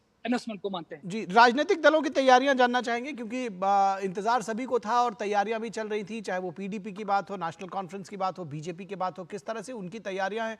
और आपसे ये भी जानना चाहेंगे कि परिसीमन के बाद ये चुनाव हो रहे हैं, तो उसका भी कुछ असर जरूर दिख रहा होगा, क्या जानकारी देंगे आप हमें? जी बिल्कुल, जहाँ तक पॉलिटिकल पार्टीज की बात करेंगे तो पॉलिटिकल पार्टीज पहले से ही पिछले 2-3 महीनों से वो यहाँ पे रैलीज कर रहे थे, पब्लिक कंटैक्ट में वो ज़्यादा से ज़्यादा लोगों तक जा रहे थे, क्योंकि ये अब जब इलेक्शन कमीशन का यहाँ पे दौरा हुआ, एक दो बार यहाँ पे आए, वो पॉलिटिकल पार्टी से मीटिंग की, सिक्योरिटी फोर्सेस से मीटिंग की, एडमिनिस्ट्रेशन से मीटिंग की, तो वहां से ये पता चला था कि इलेक्शन कमीशन का मन है कि इलेक्शन यहाँ पे टाइम पे हो, क्योंकि सुप्रीम कोर्ट का डेडलाइन था कि सितंबर 30 से पहले यहाँ पे जो इलेक्शन होने चाहिए, और ये पॉलिटिकल पार्टीज बिल्कुल उन्होंने उनकी तैयारियां पूरी तौर पे हैं, वो लोगों से मिले हैं, जनसभाएं हो रही है, और क्योंकि काफी टाइम के बाद इलेक्शन हो रहे हैं, यहाँ का प्रशासन भी काफी तैयार है, क्योंकि पुलिस और एडमिनिस्ट्रेशन इन इलेक्शन को बड़े आसान तरीके से यहाँ पे इनेकाद करने के लिए वो बिल्कुल तैयार है, और लोगों का जो उत्साह है, जो हमने पुराने पिछले इलेक्शन में देखा है, वही उत्साह इस वक्त भी लोगों में है, और एडमिनिस्ट्रेशन जिस पीसफुल अंदाज में यहाँ पे पार्लियामेंट इलेक्शन से इनेकाद किया गया, वही जज्बा, वही एडमिनिस्ट्रेशन यहाँ पे रहेगी, वही एटमॉस्फेयर, इसी तरह का इलेक्शन, असेंबली इलेक्शन के जो 3 फेज हैं, वो भी यहाँ पे पीसफुल और बिल्कुल इसी वे में यहाँ पे इनेकाद किया जाएंगे। जी, निश्चित तौर पर हमारे साथ में विवेक पाठक जम्मू से बने हुए हैं, आकांक्षा भी बनी हुई है चंडीगढ़ से, उनके पास भी चलते हैं। विवेक, आपसे जानना चाहेंगे, जो आम लोग हैं, जिस तरह से उन्होंने बताया, तो आम लोगों का रिएक्शंस तो आप हमको बताएं ही, साथ ही जो राजनीतिक दलों की तैयारियां हैं उनके बारे में भी जानकारी दें। देखिए, आम लोगों की बात करें तो आम लोग बहुत ही ज़्यादा उत्साहित हैं इस अनाउंसमेंट से, क्योंकि बहुत सालों से जो है लोग चाह रहे थे कि जल्दी से जल्दी इलेक्शंस हो और उन्हें अपना जो है रिप्रेजेंटेटिव चूज़ करने का मौका मिले, लेकिन कुछ स्थितियां ऐसी नहीं थी कि इलेक्शंस हो पाए। और इस अनाउंसमेंट के बाद, असेंबली इलेक्शंस के अनाउंसमेंट के बाद, लोगों में जो उत्साह है बहुत ही ज़्यादा है। और अगर लोगों के उत्साह की बात करूँ तो फीमेल वोटर्स जो हैं, और स्पेशली जो फर्स्ट टाइम वोटर्स हैं, उनका जो उत्साह है वो देखने लायक है, क्योंकि 370 हटने के बाद जिस तरह का एक डेवलपमेंट सिनेरियो जम्मू कश्मीर में देखा गया है डिफरेंट सेक्टर्स में, चाहे वो टूरिज्म हो, या फिर इंडस्ट्रियल डेवलपमेंट हो, उसमें कहीं ना कहीं पिछले कुछ सालों में यूथ जो है वो ज़्यादा कनेक्ट हुआ है। तो फर्स्ट टाइम वोटर्स जो हैं, जो यंग वोटर्स हैं, वो काफ़ी उत्साहित हैं इस अनाउंसमेंट को लेके। और अगर हम तैयारियों की बात करें डिफरेंट पॉलिटिकल ग्रुप्स की, तो सारी पॉलिटिकल पार्टीज जो हैं बहुत टाइम से जो है इन तैयारियों में लगी हुई हैं, क्योंकि बहुत टाइम से एक्सपेक्टेड था। और लास्ट टाइम भी जो है इस प्रेस कॉन्फ्रेंस से पहले भी जब इलेक्शन कमीशन की प्रेस कॉन्फ्रेंस हुई थी, तो उन्होंने कहीं ना कहीं हिंट दिया था कि असेंबली इलेक्शंस जल्दी ही आएंगे। और तब से ही जो हैं सभी पॉलिटिकल पार्टीज जो JNK में हैं, वो अपने अपने जो कार्डर्स हैं उनके ग्राउंड पे, उनको जो है स्ट्रेंथन करना शुरू हो गई हैं, और उनके जो लोकल जो वोटर बेस है उनके साथ कनेक्ट करना शुरू हो गई हैं। और जो कहीं ना कहीं रैलीज थी और लोगों के साथ जो एक कनेक्ट करना चाह रहे थे सभी पॉलिटिकल पार्टीज के लोग, वो कहीं ना कहीं एक शुरू हो गया है काफी टाइम से। जी जी जी, आकांक्षा के पास चलते हैं। आकांक्षा, हरियाणा में एक बड़ा वर्ग जो है वो कृषक वर्ग है, और जो इलेक्शंस होते हैं उससे बहुत मैसेजिंग भी एक तरह से कहा जाए कि देश भर पे होती है। हरियाणा के चुनाव भले ही जो सीटों के लिहाज से, जनसंख्या के लिहाज से छोटा हो, लेकिन उसका असर पूरे देश के पर रहता है। किस तरह से इस बार आप देख रहे हैं कि थोड़ा डिफरेंट होने जा रहे हैं विधानसभा के चुनाव, किस तरह से इसको एक अलग अंदाज में देख रही हैं? जी देखिए निखिल, अगर हम पिछली बार की बात करें तो 68.2% जो है पोलिंग परसेंटेज रही थी पिछली बारी। और हमेशा ही देखा जाता है कि काफ़ी ज़्यादा लोग जो है बढ़ चढ़कर हिस्सा लेते हैं। जहाँ पर अभी जैसे कि अभी बताया गया कि जो अर्बन एरियाज़ हैं वहाँ पे थोड़ा सा प्रॉब्लम होता है, तो वहाँ पर भी ज़्यादा इस बार इंतज़ाम किए जा रहे हैं। इस बारी सारी की सारी जो मल्टी स्टोरी बिल्डिंग्स है वहाँ पर भी पोलिंग बूथ्स बनाए जाएंगे, स्लम्स में भी जो है पोलिंग बूथ्स बनाए जाएंगे। तो अगर हम कहें कि एक वर्ग ही नहीं, हम हर वर्ग की बात करें तो हर वर्ग ही है पूरे हर्षोल्लास के साथ जो है इलेक्शंस में पार्टिसिपेट करता है। और हरियाणा में तो अगर देखा जाए तो जैसे कि बताया गया कि 10,000 से ज़्यादा जो लोग हैं वो 100 वर्ष से ज़्यादा है। और हम देखने में आया है कि सीनियर सिटीजन्स जो हैं वो ज़्यादा बढ़ चढ़कर हिस्सा लेते हैं, और यंग वोटर्स ज़्यादा लेते हैं। औरतें भी अपना घर का काम फटाफट ख़त्म करके, क्योंकि खेतीबाड़ी का काम होता है, उसको ख़त्म करके फटाफट से वोट करने के लिए देखी जाती हैं कि लंबी लंबी कतारों पे लग के। और इस बार जिस तरीके से प्रिपेयर्डनेस है, पोलिंग बूथ्स जिस तरीके से बना दिए गए हैं, 817 ज़्यादा पोलिंग बूथ्स हैं पिछली बार से, तो मुझे लगता नहीं है कि काफ़ी ज़्यादा लोग तादाद में जो है आएंगे वोटिंग करने के लिए। और जहाँ तक हम कृषि की बात करें तो कृषि प्रधान देश है हरियाणा, बिल्कुल कृषि प्रधान प्रदेश है हरियाणा। और अगर हम इस बारी देखें तो जो भी जिस तरीके से भी कुछ भी जो कमियां रह गई थी, सरकार ने कहीं ना कहीं बीजेपी ने उसको पूरा करने की कोशिश करी। आज भी जो सुबह प्रेस कॉन्फ्रेंस हुई थी बीजेपी की, उसमें भी क्योंकि कम बारिश हुई थी उसके लिए मुआवजा देने की जो है बात की गई। और आज ही जो है उसका फर्स्ट इंस्टॉलमेंट रिलीज कर दिया गया। तो निखिल, अगर देखा जाए तो सिर्फ एक तबके के लिए नहीं, सभी तबकों के लिए जो है हरियाणा सरकार ने अभी तक काम किया है। और सभी पार्टियां जो ठीक है, अब ये तो देखने की बात होगी कि जो लगातार काम करने का दावा बीजेपी और जो सरकार कर रही है वो कितना असर डालता है चुनावों में, ये देखने की बात होगी। फिलहाल आप तीनों लोग, विवेक भी, आकांक्षा आप भी और शब्बीर, हमारे साथ बने रहें। हम ब्रेक के लिए जा रहे हैं, ब्रेक के बाद वापस लौटेंगे आपके पास। रुकेंगे दर्शकों एक ब्रेक के लिए, और ब्रेक के बाद वापस इस चुनावों पर चर्चा हमारी जारी रहेगी।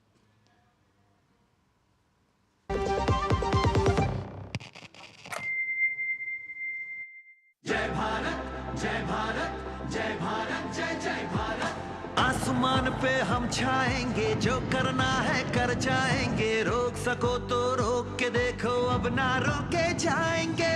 जय भारत जय भारत जय भारत जय जय भारत। सोने की चिड़िया था अपना भारत हमको ज्ञात है, फिर ऐसे ही भारत का निर्माण करो तो बात है। देश बड़ा है हर मजहब से, युवा शक्ति का नारा है, विकसित भारत हो अपना अब ये संकल्प हमारा है। अपने हर संकल्प को हमको सिद्धि तक ले जाना है, इस दुनिया में भारत की सभ्यता का परचम लहराना है। जिस मिट्टी पे जन्मे हैं हम उसका कर्ज चुकाना है, हर भारतवासी को अपना अपना फर्ज निभाना है। अग्नि जैसा ताप हो जिसमें अग्निवीर बन जाता है, और और वायु की गति से चलता तो तेजस कहलाता है। भगत सिंह या वीर शिवाजी या सुभाष हो बलिदानी, हो पटेल अब्दुल हमीद, सब ही थे हिंदुस्तानी। मातृभूमि पर मिटने वाले एक नहीं कई लाख हैं। जय भारत जय भारत जय भारत जय जय भारत। फिर होगा भारत अखंड, तुम कदम बढ़ाओ नहीं रुको। सीमा पर जो आंख दिखाए, आंख दिखाकर बात करो। साहस तेरा हो अपार, ऊंची परवास हिमालय से। गर्जन भारत माँ का हो जो शंख बजे देवालय से। माँ की कोख का मान बढ़ाना वीरों हिंदुस्तान के। वंदे मातरम, वंदे मातरम। जय भारत।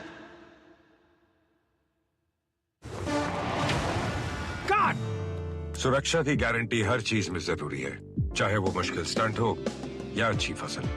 इसलिए ले आइए IIL के ट्रैक्टर ब्रांड का शिनबार, जो देता है सुंडी और ट्रिप से सुरक्षा की गारंटी। बात जब पीढ़ियों के लिए बनने वाले घर की हो तो जिम्मेदारी बड़ी हो जाती है। गैलेंट समझता है ये जिम्मेदारी। अब डबल M रिब्स के साथ गैलेंट एडवांस TMT रीबार, निर्माण का रियल हीरो।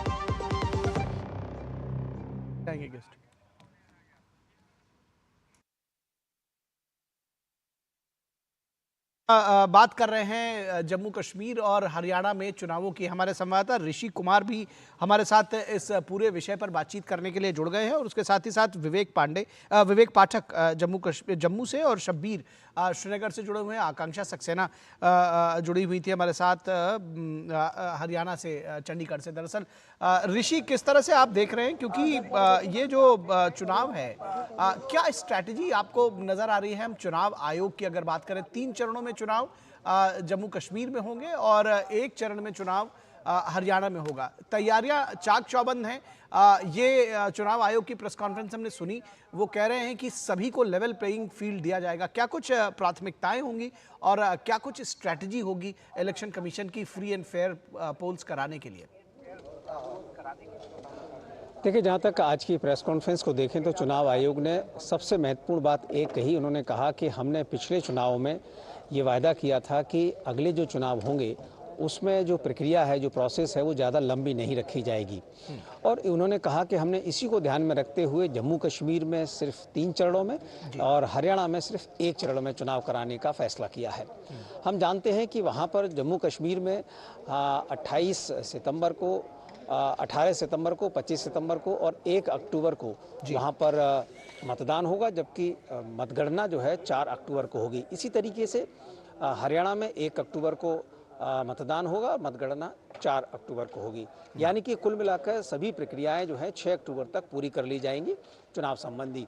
कुल मिलाकर आयोग ने इस पूरी प्रेस कॉन्फ्रेंस में इस बात को इस्टेब्लिश किया कि उन्होंने जो तैयारियां की हैं और उन तैयारियों के आधार पर जो उनके पास फीडबैक है, उसके आधार पर उन्होंने एक ठोस रूपरेखा बनाई है। इस रूपरेखा के अंतर्गत उन्हें लगता है कि जम्मू कश्मीर में 3 चरणों में चुनाव कराया जाना बहुत ही अच्छे परिणाम दे सकता है। उन्होंने कहा कि इस समय जम्मू कश्मीर में इस तरीके का माहौल है जिसमें कि चारों तरफ एकदम खुशहाली जैसी स्थिति है। वहाँ पर इस समय अगर हम देखें तो सेब की फसल है, तमाम फलों की फसलें भी हैं, तमाम फूलों की फसलें हैं और वहाँ पर शिकारा है, डल लेक है और टूरिस्ट वहाँ पर जा रहे हैं। तो कुल मिलाकर उन्होंने कहा कि इस खुशनुमा माहौल में ये जो दूसरा जो पर्व है, लोकतंत्र का पर्व वहाँ पर जुड़ने जा रहा है। इसी कड़ी में उन्होंने कहा कि हरियाणा में जो वहाँ की पूरी वस्तु स्थिति है, उसमें 1 ही चरण में चुनाव संपन्न कराया जा सकता है और वहाँ पर जो सुरक्षा की जो ज़रूरतें हैं वो 1 चरण के लिए हिसाब से उन्होंने कहा कि इसी वजह से हमने 1 चरण में वहाँ रखा है। दूसरा एक सवाल जो महत्वपूर्ण था कि महाराष्ट्र और झारखंड में चुनाव कराए जाने को लेकर भी उन्होंने कहा कि हमने पिछली बार जबकि महाराष्ट्र और हरियाणा एक साथ थे, तो इस बार उन्होंने कहा कि हमने 2 राज्यों का संकल्प लिया है एक साथ चुनाव कराए जाने का, चूँकि जम्मू कश्मीर एक बड़ी चुनौती है और वहाँ पर उन्होंने कहा कि उसके साथ हरियाणा में चुनाव कराया जाना हमारे लिए ज़्यादा मुफीद है।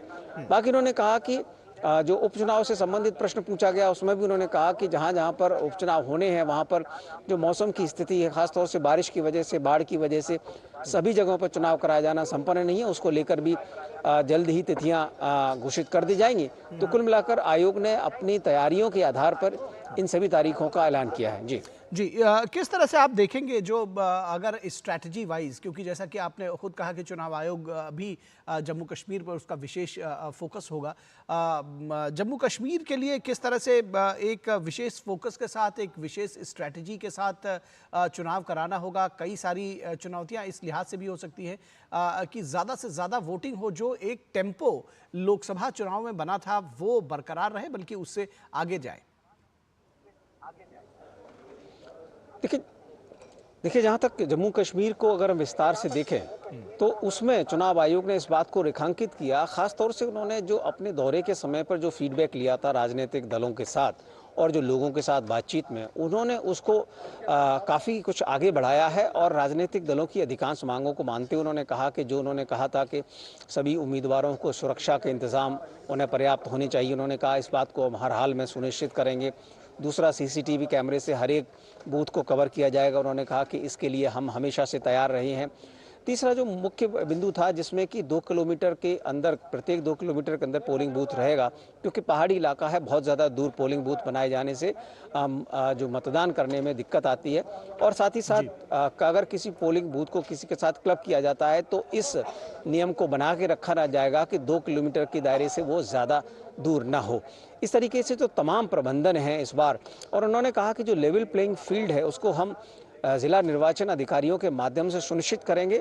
और उन्होंने कहा कि जम्मू कश्मीर में चूँकि लोकसभा चुनाव में जो सुखद परिणाम देखने को मिले हैं, लोगों ने जो बढ़ चढ़कर भागीदारी की है मतदान में, उसको वो चाहेंगे कि आगे बढ़े और पूरी दुनिया को ये मैसेज जाए कि किस तरीके से जम्मू कश्मीर में जो हालात हैं उसमें किस तरीके से जो लोग हैं वो मतदान के ज़रिए आगे बढ़ना चाहते हैं। उन्होंने कहा कि जम्मू कश्मीर के लोगों ने पिछले चुनावों से और पहले से ये इस्टेब्लिश किया है कि वो हमेशा बैलेट की हमेशा चुनाव करते रहें, बुलेट की नहीं।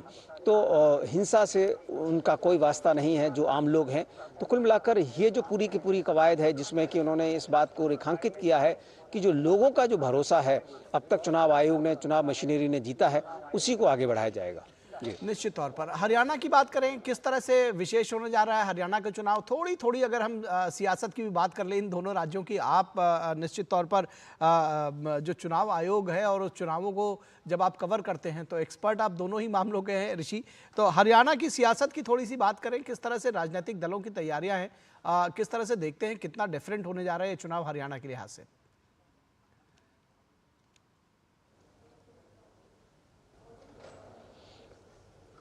देखिए जहाँ तक हरियाणा को देखें तो हरियाणा को लेकर एक तो सवाल भी पूछे गए और आयोग ने कहा कि वहाँ की जो वस्तु स्थिति है उसके हिसाब से एक ही चरण में चुनाव कराए जाने को लेकर कोई भी संशय नहीं है।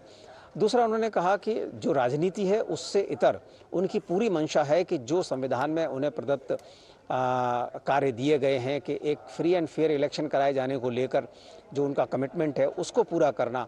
एक सवाल पूछा गया था कि दिल्ली की राजनीति पे क्या असर पड़ेगा, दिल्ली में भी चुनाव होने, उन्होंने कहा कि किस राज्य में किस तरीके की राजनीति होगी, क्या असर होगा, इसका चुनाव आयोग से कोई लेना देना नहीं है। दूर दूर तक चुनाव आयोग का इससे कोई लेना देना नहीं है।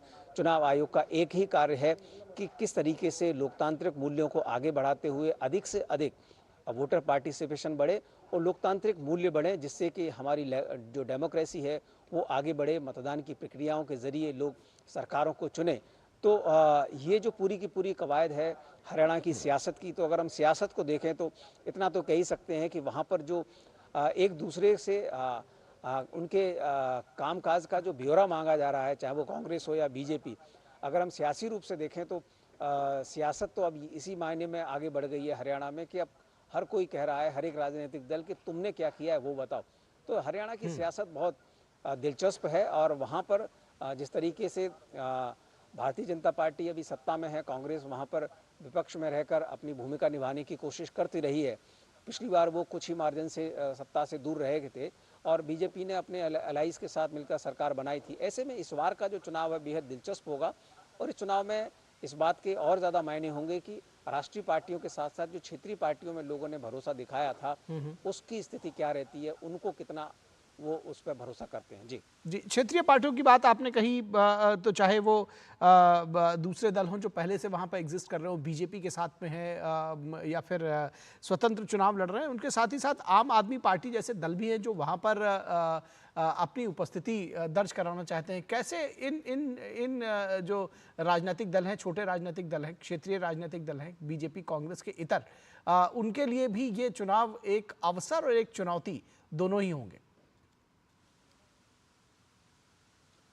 देखिए, जहाँ तक हरियाणा की राजनीति में जो क्षेत्रीय दलों की भूमिकाओं को देखें तो हमेशा से हमने देखा है काफ़ी मजबूत रही है, और वहाँ पर राष्ट्रीय पार्टियों के साथ साथ जो क्षेत्रीय पार्टियां हैं, या तो वो उनके साथ मिलकर उन्होंने सरकार बनाई है, और कई बार तो ऐसा हुआ है कि उनके नेतृत्व में राजनीतिक छोटी जो राष्ट्रीय पार्टियां हैं उन्होंने सरकार बनाई है।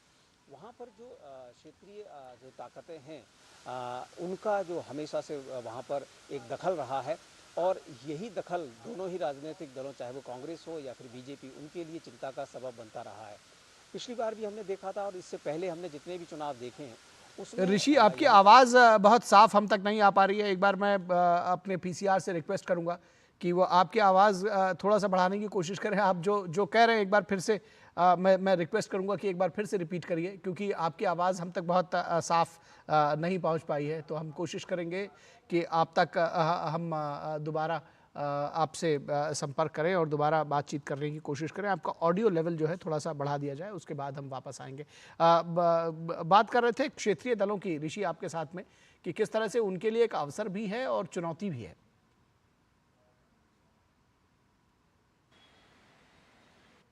पोलिंग स्टेशंस अगर देखें तो हरियाणा में 20,629 पोलिंग स्टेशंस होंगे, और जिसमें लोकेशन आधी होंगी, यानी 10,500 के करीब, 495 to be precise.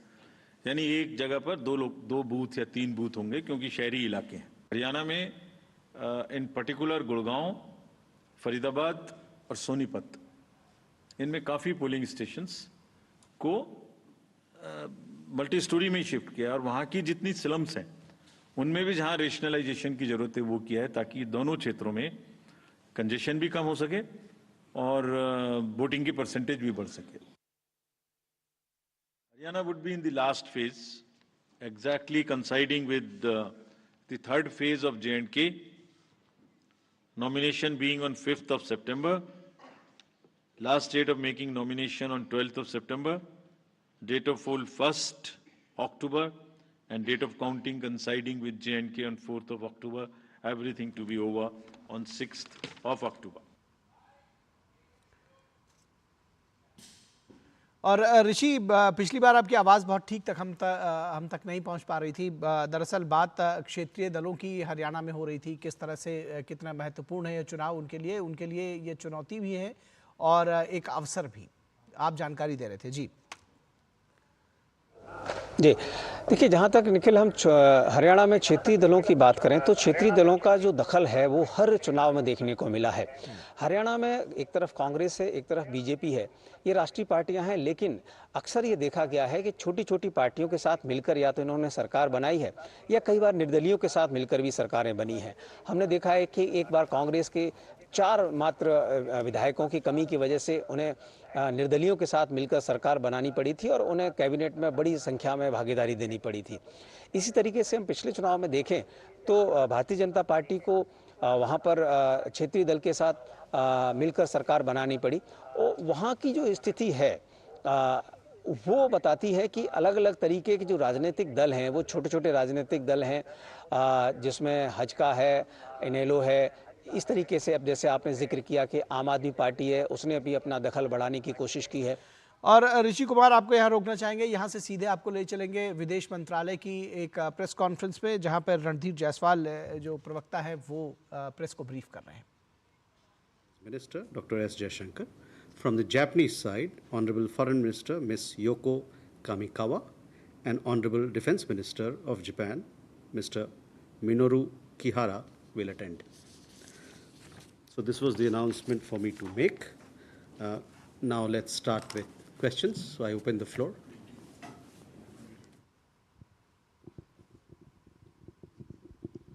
Sir, Manish Rao की लाइन से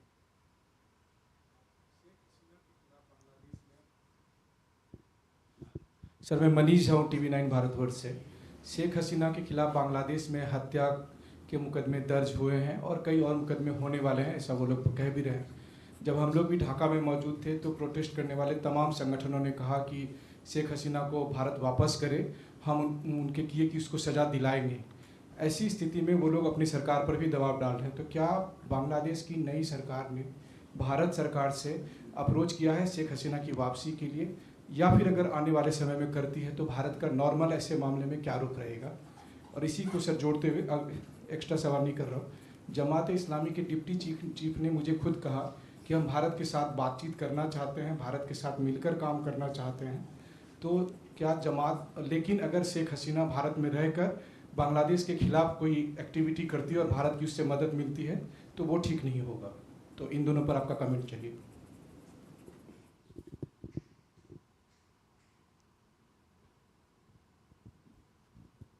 प्रणय। सर, मनीष के ही सवाल का विस्तार है। प्रणय उपाध्याय हूँ, अमर उजाला से। बांग्लादेश में हिंदुओं की स्थिति को लेकर, अल्पसंख्यकों की स्थिति को लेकर कई जगह बहुत प्रदर्शन हुए हैं। आज भारत में भी प्रदर्शन हुए हैं कई जगह पर। इस समय वहाँ वर्तमान में स्थिति क्या है और बांग्लादेश की जो इस समय मौजूदा प्रशासन है उससे क्या हमारा कोई संवाद और कोई आश्वासन मिला है उनसे इस बारे में? Ayushi. So this is Ayush Agarwal from ANI. My question is related to the third Voice of Global South summit that is scheduled. Do we know how many countries have confirmed their participation, and also have we received any confirmation from the Bangladesh side?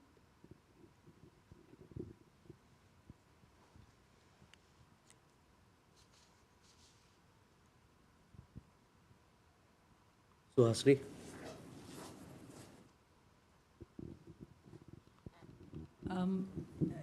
This is Suhasini Haider from The Hindu. It's nearly 2 weeks now since Bangladesh Prime Minister Sheikh Hasina landed in Delhi. I was wondering if you could tell us exactly what her status is in terms of, is she here on a regular visa? Has she asked for asylum? Is she under some kind of house arrest or detention? Because we seem to be getting conflicting signals. Her daughter tweeted that she's unable to meet her.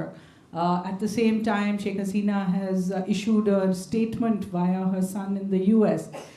Instead of allowing space for all of this confusion over her exact status, I'd be grateful if the MEA could tell us exactly under what conditions she is here.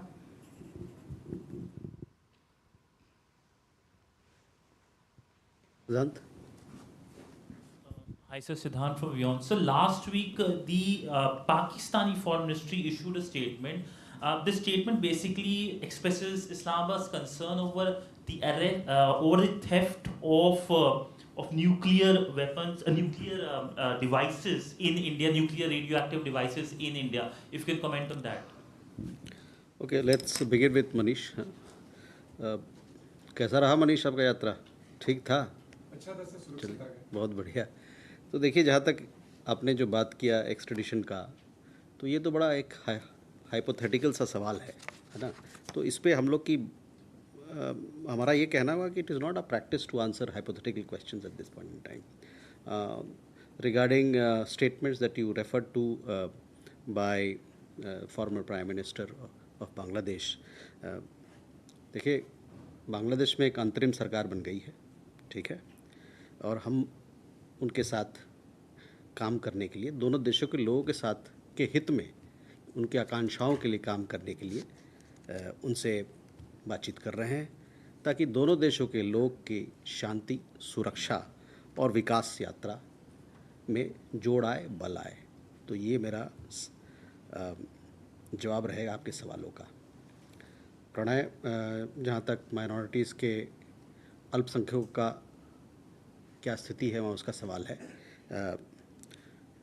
जो स्थिति है उसको हम लोग लगातार वहाँ monitor कर रहे हैं। हमारे हाई कमिश्नर वहाँ के जो एडवाइज़र हैं फॉरेन अफेयर्स से, उनसे उनकी मुलाकात हुई। उस मुलाकात के दौरान उन्होंने जितने हमारे मुद्दे हैं, द्विपक्षीय मुद्दे में बातचीत हुई। उस दौरान जो वहाँ पर हिंदूज़ हैं और जो हमारे माइनॉरिटी वर्ग के लोग हैं, उनकी सुरक्षा को लेकर भी बातचीत हुई। और हमारा ये मानना है कि अगर और मानना है, हम आशा भी है कि जल्दी से जल्दी वहाँ पर नॉर्मलसी आए, ताकि वहाँ पर जो हमारे अल्पसंख्यक के लोग हैं, हिंदू वर्ग के लोग हैं, वो लोग सुरक्षित हों और उनकी सेफ्टी और प्रोटेक्शन का ध्यान दिया जाए। और हम ये भी कहना चाहते हैं, जो मैंने पिछले सप्ताह कहा था, कि ये हर सरकार की अपनी उनकी रिस्पॉन्सिबिलिटी होती है, उनकी जिम्मेवारी होती है कि अपने नागरिकों की सुरक्षा वो करें। Ayushi, regarding a question on the Voice of Global South, this is the 3rd edition. This will be held tomorrow in virtual format. As we have done on 2 occasions in the past. As to the number of countries, we will come to know, all Global South countries have been invited. We have a large number of countries participating. As to the exact number of countries who will be speaking, we will give you an update tomorrow when we have a press engagement in the evening. That is where I would leave your question to answer. Suhasini, regarding the status of former Prime Minister, we had explained last week as well. The approval for former Prime Minister Sheikh Hasina to come to India was granted at short notice. The situation is still evolving. At this stage, we have nothing new to share about her plans. Siddhant, on the question regarding the spokesperson of the Pak Foreign Ministry, yes, we've seen those reports, and we've also seen some comments that were made. Relevant Indian authorities have subsequently investigated the matter, and they have found no radioactive substance as was claimed in the statement. In fact, the Department of Atomic Energy has issued a statement which I will urge you to have a look at. Those making such baseless comments are advised to desist from their propaganda, for which obviously there are no takers. We also want to emphasize that, once again, that India has a robust legal and regulatory framework for safety and security of radioactive materials. Our non-proliferation track record speaks for itself. As of those making such and these baseless allegations, the less said, the better. Can we go for more questions? Yes. Rishikesh? Sir, Rishikesh from PTI. So, as you have said that we are monitoring the situation in Bangladesh. So, do we have any data regarding how many Bangladeshi Hindus or minorities have approached us for shelter or anything else, especially regarding protection? And U.S. State Department has said that they are in touch with Indian authorities to end violence in Bangladesh. So, what kind of assistance or what kind of cooperation the two countries are looking to end this cycle of violence in Bangladesh? Okay. Uma? Uma Shankar Singh NDTV India से। बांग्लादेश से medical visa लेने वालों की तादाद में क्या इजाफा हुआ है? अगर ऐसा है तो अगर नंबर दे पाएँ कि पहले कितने मेडिकल वीज़ाज दिए जाते थे, अभी कितने दिए जा रहे हैं, और बांग्लादेश में वीज़ा इशुएंस को लेके क्या नॉर्मलसी आ गई है या आने में कुछ वक्त लगेगा? Rishabh? So, good evening, Rishabh from Times Now. So, Prime Minister held a telephonic conversation with Mohammad Yunus, the interim government chief advisor. If I can have more clarity on that. He has just tweeted, you retweeted also.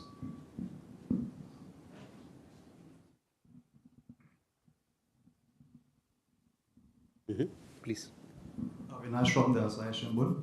So this is about India-Japan 2+2. So 2 questions: how does India look upon this significance of this dialogue, and what are the likely issues to come up in this round?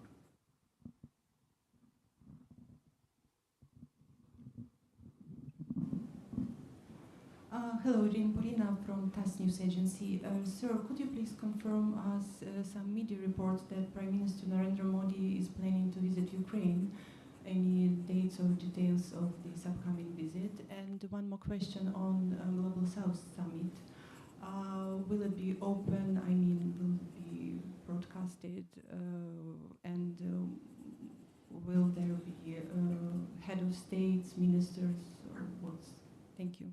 Okay.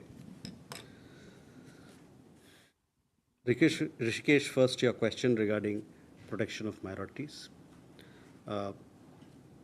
As you are aware, yesterday the Prime Minister, when he spoke from the Red Fort, he conveyed concerns on behalf of 140 crore Indians that the status of minorities, status of Hindus and other minorities in Bangladesh, the government there should do more for the protection, for the safety and security. In fact, you would have in the suo motu statement that External Affairs Minister made in the Parliament also, there again he had mentioned his deep concerns about the safety and security of Hindus and other minorities. And he also had mentioned that we are monitoring the situation and we're deeply concerned about the safety and security of minorities. And till such time we don't have a law and order which is visibly restored, this concern will continue to remain. So, we have also taken up this issue with the interim government there, and we hope that law and order will be restored and the minorities, Hindus and other minorities will be protected. Uma Shankar, आपका सवाल visa को लेके है. हाँ, देखिए, limited visa facility तो भारतीय visa facility अभी तो दिया जा रहा है.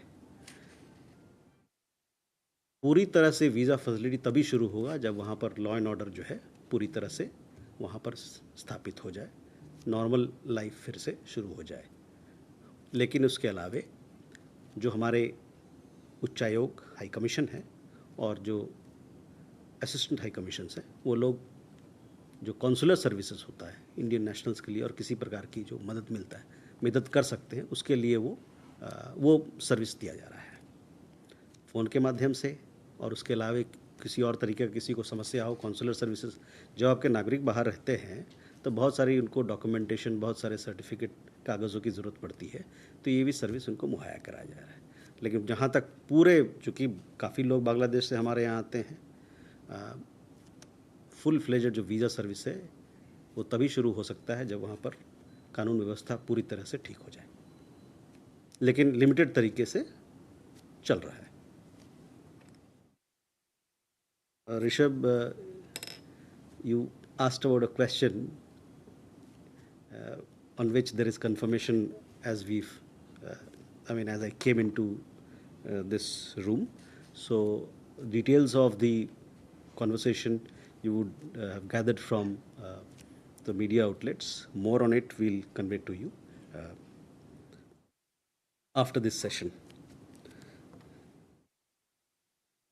Avinash, yes, 2+2 dialogue with Japan is very important for us. This is the third one that is happening. India-Japan, the relationship is of a very high level. Yeah. So getting the foreign ministers of the two countries and also the defense ministers of the two countries on the same platform will give a major boost to all aspects of our relationship, including political, defense, security, and economic ties, that strong economic ties and other ties that we share with Japan. As to the likely issues to be discussed tomorrow, on 20th, post the engagement, we have a press conference. So please do attend so that you can be informed of all the issues that have been discussed.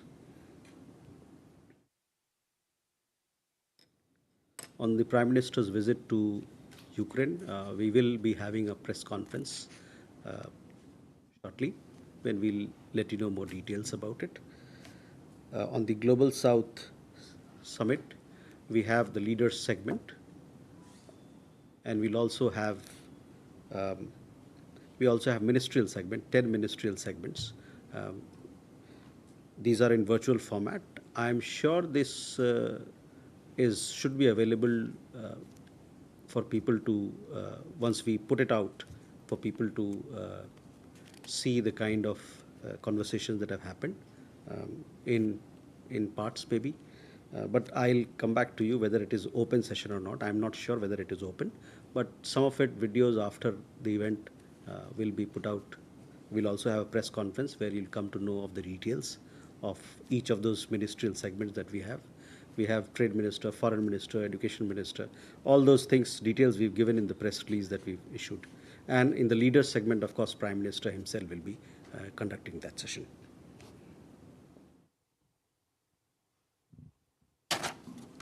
More questions? Abhishek? Sir, Abhishek Jha from CNN News 18. My question is regarding this Russian conflict that is happening currently.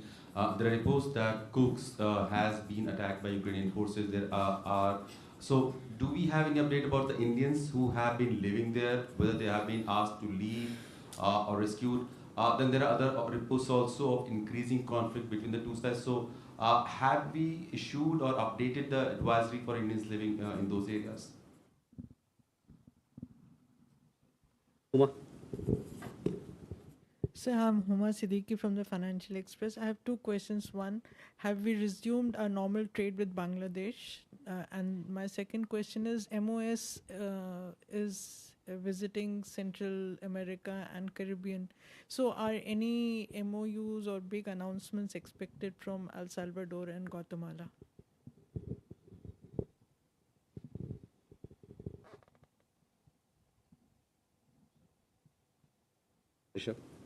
Siddhant, sorry. Hi, sir. I'm Siddhant from CNN News 18. Sir, I want to know your position since it has been announced by Bangladeshi side that they will go for UN-led investigation in what happened between 1st August to 5th August when Sheikh Hasina was the Prime Minister. But there is radio silence as far as the investigation which is required, and even people and Hindus and the other minorities are demanding after what happened after 5th August. And and still continuing perhaps in some part, the the violence, the minorities were attacked, looted, etc., etc. What is India's position? There has been an assurance. In fact, in the tweet also of Prime Minister Modi, he mentioned that advisor assured him as far as the safety of minorities is concerned. But as far as the investigation part is concerned, sir, has there been any talks between two sides? And was this issue raised by the Indian High Commissioner to Bangladesh when he met the foreign advisor? Thank you. Okay. Gautam? Sir, my question regarding the previous one relates to the US spokespersons, but they have said that they are in touch with India on what is happening in Bangladesh. At what level they are in touch with India, and what kind of conversation, if you can give us some kind of a note on that. Sudhi? So on Bangladesh again, I mean, India's High Commissioner to Bangladesh, as you said, met the interim advisor to Bangladesh, government of Bangladesh. And the statement that came out very clearly said the statements from Sheikh Hasina emanating from India is unlikely to help India-Bangla relationship. Your comments on that. And also, sir, would you like to give us any clarity on a possible visit of the Malaysian Prime Minister?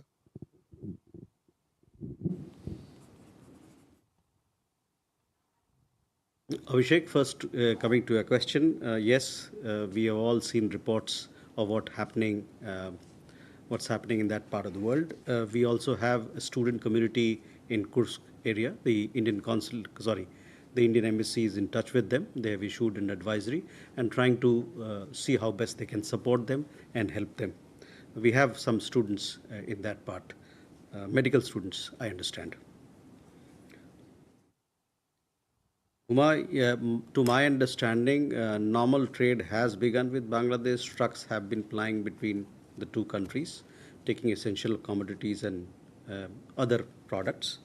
On the question of the visit of Minister of State of External Affairs, Pavitra Margarita, we have also issued a detailed press release, so I would ask you to have a look at that.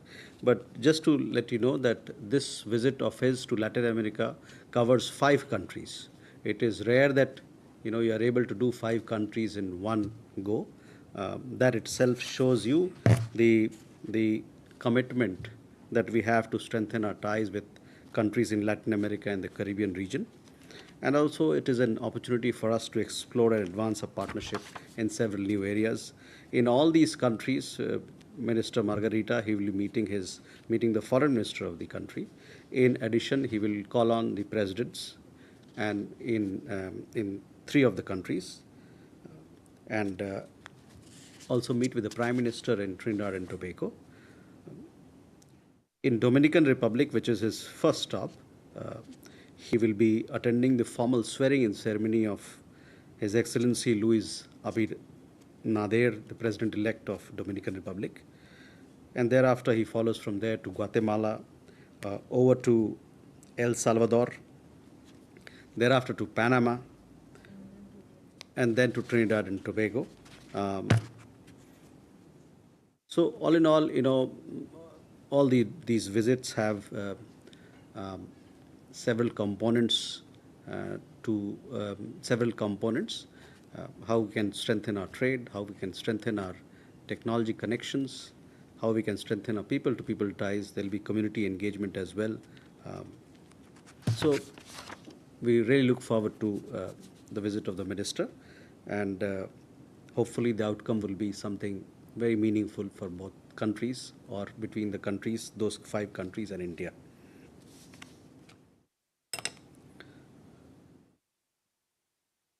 Siddhant, your question regarding investigation, etc.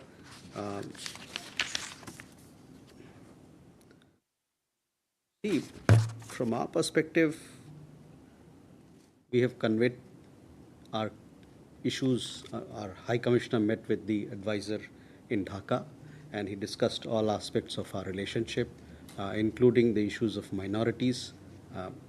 And we've stressed that action be taken to protect Hindus and the minorities in the country. And at the same time, we hope that normalcy will return to the country soon, so that the minorities can lead a normal life sooner than later.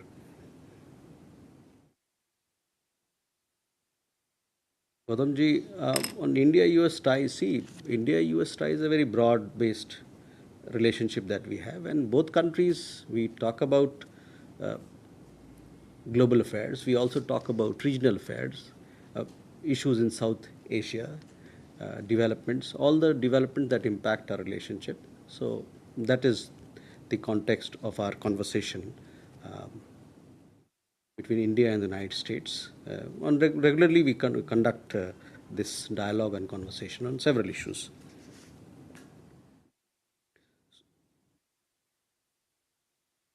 Sudhi, specifically to your question about the statements being made by former Prime Minister. See, as I said earlier, answering one of the questions before, an interim government has been formed in Bangladesh. We look forward to working with them to fulfill the shared aspirations of the people of our 2 countries for peace, security, and development. So that is where I leave it.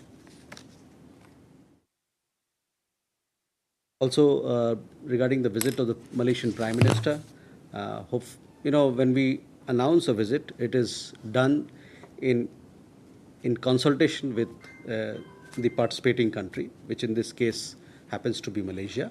So we will make the announcement. The announcement will happen tomorrow, because both countries have to be on. They have certain formalities to follow. But let me tell you, we eagerly look forward to the visit of the Prime Minister of Malaysia. He had visited India in 2019 as President of People's Justice Party, when he had participated in Raisina Dialogue. This was in 2019 January. And that time, he had also called the Prime Minister. So we are eagerly looking forward to the visit of Prime Minister of Malaysia. I think in 2016 or so, we had also elevated this partnership in 2015 to enhance strategic partnership, when a Prime Minister had visited Malaysia in 2015. So all in all, the visit will offer an opportunity to review and intensify our engagement across a wide spectrum of areas, and we all look forward to taking India-Malaysia partnership to newer heights.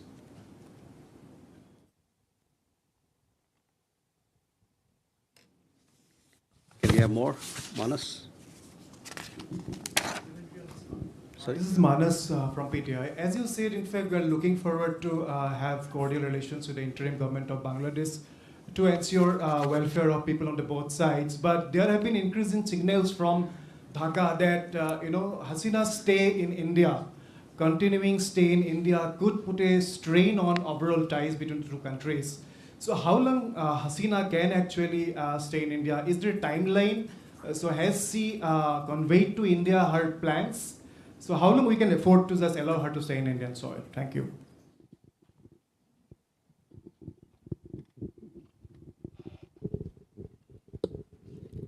So Divya from Indian Express. We've been reading reports of the Prime Minister's visit to the US next month for the UN Summit of the Future, where he's also going to address a community event.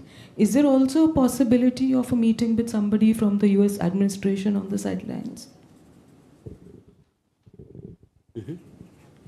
Please. Yeah, so this is Raghavendra Verma from German television ZDF. About Ukraine situation, does India has any statement to make? Sir, what does India think about the invasion of Ukraine forces in Russia? Does it affect in any way the agenda of the Prime Minister's upcoming visit, or the situation? Does the peace becomes more harder or more sooner? What India thinks about it? Siddhant? Thank you, sir. Sir, I'm Siddhant from CNN News 18. Sir, I want to know the government of India's position on Sheikh Mujibur Rahman's legacy. Why I'm asking this question is because the interim government has cancelled the holiday on the day he was assassinated. Then, sir, in fact, yesterday we got these disturbing visuals from outside his residence, which has been transformed into a museum, where his followers, those who believe in his ideology and what he has done for the country, they were beaten up, and in fact, they were not allowed to go to the museum. I want to know, sir, because India and Bangladesh have shared history. So would like to know, sir, is there a change in position of the government of India as far as Mujibur Rahman's legacy is concerned, or is it still the same? Thank you. मैं सर्जना शर्मा सनमार्ग से हूँ। क्या ढाका स्थित भारतीय उच्चायोग को कुछ applications मिली हैं कि कुछ अल्पसंख्यक वहाँ के भारत की नागरिकता जो लेना चाहते होंगे, ऐसा कुछ है तो संख्या कितनी?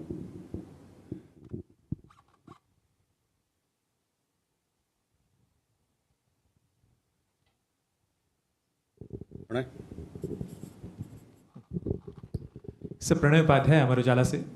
मेरा सवाल जाकिर नायक को लेकर है। मालयशिया के प्रधानमंत्री भारत आ रहे हैं, तो जाकिर नायक को लेकर क्या लेटेस्ट पोजीशन है और क्या उनकी इस यात्रा के दौरान अपेक्षा की जा सकती है कि भारत एक बार फिर इस मुद्दे को उठाएगा ताकि जल्द प्रत्यर्पण हो सके? First, Manas, to your question, I've already answered. So, I would refer you to what I had said earlier, exactly regarding the stay of former Prime Minister in Bangladesh. Divya, regarding United States visit, we are still a month away, so it will not be. We will announce the visit at an appropriate time, as also the details of the visit, what lies in it. Raghavendra, on Ukraine, Russia, our position you've known. We've emphasized that dialogue and diplomacy is the way forward for us to take, for both countries to sit together and decide the course forward. So that has been our position. Siddhant, your question regarding, legacy of Sheikh Mujibur Rahman.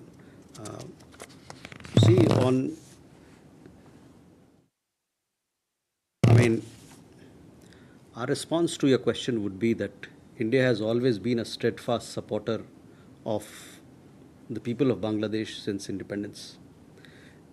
And we will remain so in their quest for development, progress and prosperity. These sentiments were also expressed by a Prime Minister in his Independence Day address that he made yesterday. So that is how we look at the issue that you raised.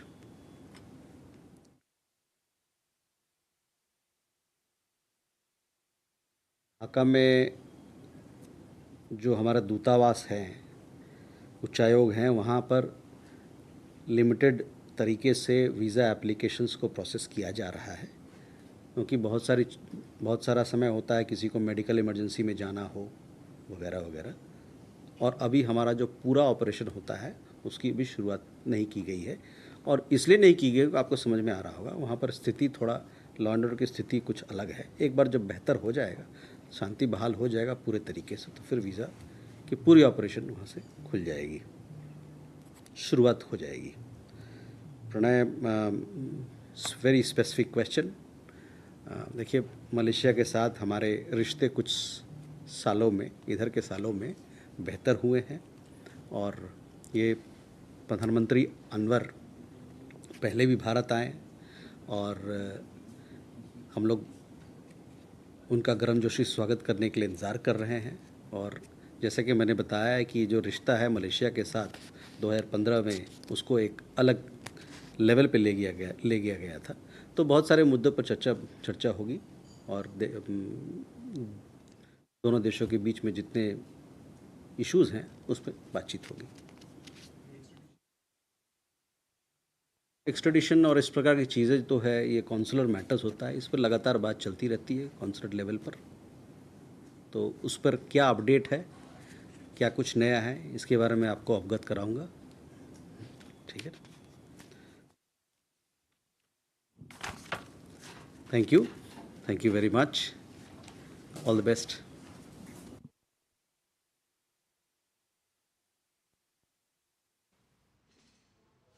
तो आप देख रहे थे सीधा प्रसारण विदेश मंत्रालय की प्रेस कॉन्फ्रेंस। विदेश मंत्रालय के प्रवक्ता रणदीप जायसवाल वो बांग्लादेश से जुड़ी हुई सिचुएशन और उसके साथ साथ तमाम जो विदेश मंत्रालय से जुड़े हुए मुद्दे हैं उसके बारे में वो बात कर रहे थे, और संवाददाताओं के प्रश्नों का उन्होंने जवाब दिया। और अब एक और बड़ी खबर आ रही जिससे हम आपको रूबरू करा दें। बांग्लादेश के मुख्य सलाहकार मोहम्मद यूनुस ने प्रधानमंत्री नरेंद्र मोदी से बात की है। दोनों नेताओं के बीच टेलीफोन पर हुई बात हुई है और मौजूदा स्थिति पर विचारों का आदान प्रदान हुआ है। तो दोनों नेताओं ने टेलीफोन पर बात की है और मौजूदा स्थिति पर विचारों का आदान प्रदान हुआ है। मौजूदा जो स्थिति है, क्या कुछ है स्थिति, क्या ताज़ा हालात हैं और उस पर जो क्या कुछ सोचते हैं दोनों नेता, उसको लेकर के बातचीत हुई है। मोहम्मद यूनुस ने बांग्लादेश में हिंदुओं अल्पसंख्यकों की सुरक्षा का आश्वासन दिया है। तो मोहम्मद यूनुस के साथ में जो अंतरिम सरकार के मुख्य सलाहकार हैं बांग्लादेश में, उनके साथ में प्रधानमंत्री नरेंद्र मोदी की बातचीत हुई है। मोहम्मद यूनुस के साथ दोनों नेताओं के बीच में टेलीफोन पर बातचीत हुई है और बांग्लादेश में हिंदुओं अल्पसंख्यकों की सुरक्षा का आश्वासन दिया है मोहम्मद यूनुस ने। हमारे संवाददाता अरुण शर्मा इस वक्त जुड़े हुए हैं इस पूरी खबर पर बातचीत करने के लिए। अरुण, क्या है पूरी खबर, क्या ज़्यादा जानकारी है इस बारे में? देखिए, हम इस बात को जानते हैं कि बांग्लादेश में इंटरिम गवर्नमेंट को हेड कर रहे हैं मोहम्मद यूनुस, और उन्होंने आज प्राइम मिनिस्टर नरेंद्र मोदी को कॉल किया और दोनों के बीच में बातचीत हुई है। एक तरह से आप कह सकते हैं कि एश्योरेंस दिया गया है कि जो हिंदू माइनॉरिटी है बांग्लादेश के अंदर, उनको पूरी प्रोटेक्शन मिलेगी। इस बात को अगर हम रिकॉल करें तो कल भी प्राइम मिनिस्टर मोदी ने जो अपनी इंडिपेंडेंस डे की जो स्पीच दी थी रेड फोर्ट से, वहाँ पर क्लियरली इस बात को मेंशन किया था कि जो 140 करोड़ भारतीय हैं उनके लिए बहुत बड़ा कंसर्न है, जो माइनॉरिटीज़ हैं बांग्लादेश के अंदर, उनकी सेफ्टी और सिक्योरिटी बहुत बड़ा कंसर्न है। और भारत खड़ा एक तरह से इस पूरी तरह से इस मसले के ऊपर। इम्पोर्टेंट ये भी है देखिए यहाँ पर कि लगभग आप देखिए कि लगभग 8 से 10% के आसपास की एक साइजेबल पॉपुलेशन है जो माइनॉरिटीज़ हैं बांग्लादेश माइनॉरिटीज़ की अगर बात की जाए तो। और देखा कि जैसे प्रोटेस्ट जब एस्केलेट हुए तो काफ़ी ज़्यादा हमने देखा कि ये प्रोटेस्ट की वजह से काफ़ी आउटरेजियस जो ही होता चला गया। इसमें कई सारे हिंदू माइनॉरिटीज़ को एक तरह से टारगेट किया गया, काफ़ी इम्पैक्ट हुआ और इस कम्युनिटी को काफ़ी ज़्यादा झेलना पड़ा इस पूरे जो प्रोटेस्ट के अंदर जो काफ़ी आउटरेजियस हो गया था। इस बात को हम जानते हैं। इम्पोर्टेंटली जिस तरह से प्राइम मिनिस्टर मोदी ने इससे पहले भी ट्वीट करके जानकारी दी थी कि हिंदू माइनॉरिटी की जो सिक्योरिटी और सेफ्टी है वो बहुत प्रोमिनेंट है। इनफैक्ट कल भी उन्होंने इंडिपेंडेंस डे के स्पीच में इस बात को कहा था। और इतना ही नहीं, बहुत इंपॉर्टेंट हो जाता है कि ये जो एक स्टेबिलिटी क्षेत्र के अंदर है, बांग्लादेश के अंदर पीस एंड स्टेबिलिटी का वापस होना बहुत इंपॉर्टेंट है। इनफैक्ट प्राइम मिनिस्टर मोदी ने भी इस बात को कहा है कि हम इस बात के लिए आगे प्रतिबद्ध है कि कैसे पीस एंड स्टेबिलिटी बांग्लादेश के अंदर रिटर्न कर सकती है, क्योंकि हम जानते हैं कि जिस तरह के प्रोटेस्ट यहाँ पे एस्केलेट हुए थे, नो डाउट ग्रेजुअली नॉर्मलसी की तरफ बांग्लादेश आगे बढ़ रहा है और इसी के प्रयास इनफैक्ट किए जा रहे हैं हर तरफ से। इनफैक्ट जो इंटरिम गवर्नमेंट वो भी इसी बात पर फोकस कर रही है, लेकिन ये इस बात को दिखाता है कि प्राइम मिनिस्टर मोदी की कमिटमेंट है।